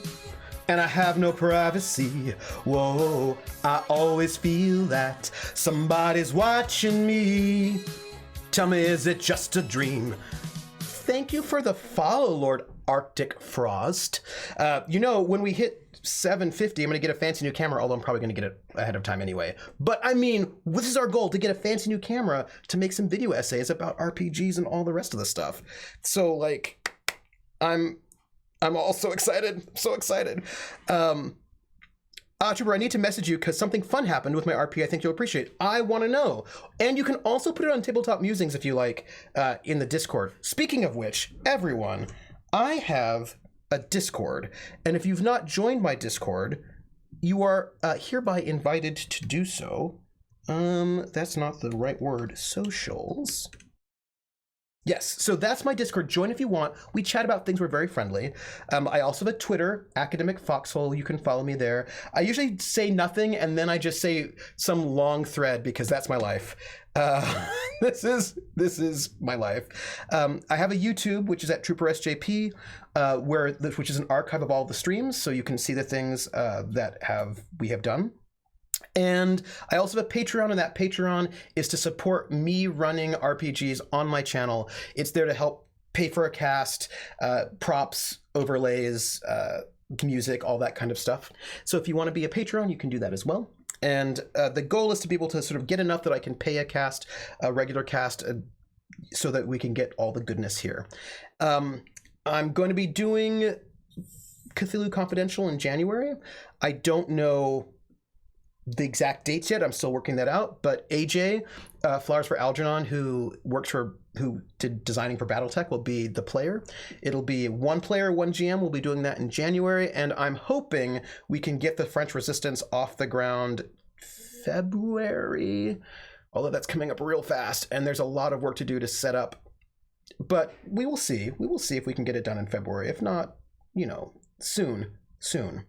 I feel way too goofy right now. I had a good night, and now I just feel like I'm being stupid. No, the worst part of being a socially fed introvert. You know what? You're not being stupid. You're being awesome, and I am happy to have you here. That's it, everybody. With that, with my joy and my love to you all, I'm going to go and eat dinner because Krellin will yell at me if I don't. So that's what I'm going to do. I'm going to have dinner. Thank you all for being here. And thank you all for all your support. And I will catch you all on the flip side. I'm going to figure out what's going on with my camera. Bye, everybody. Take care.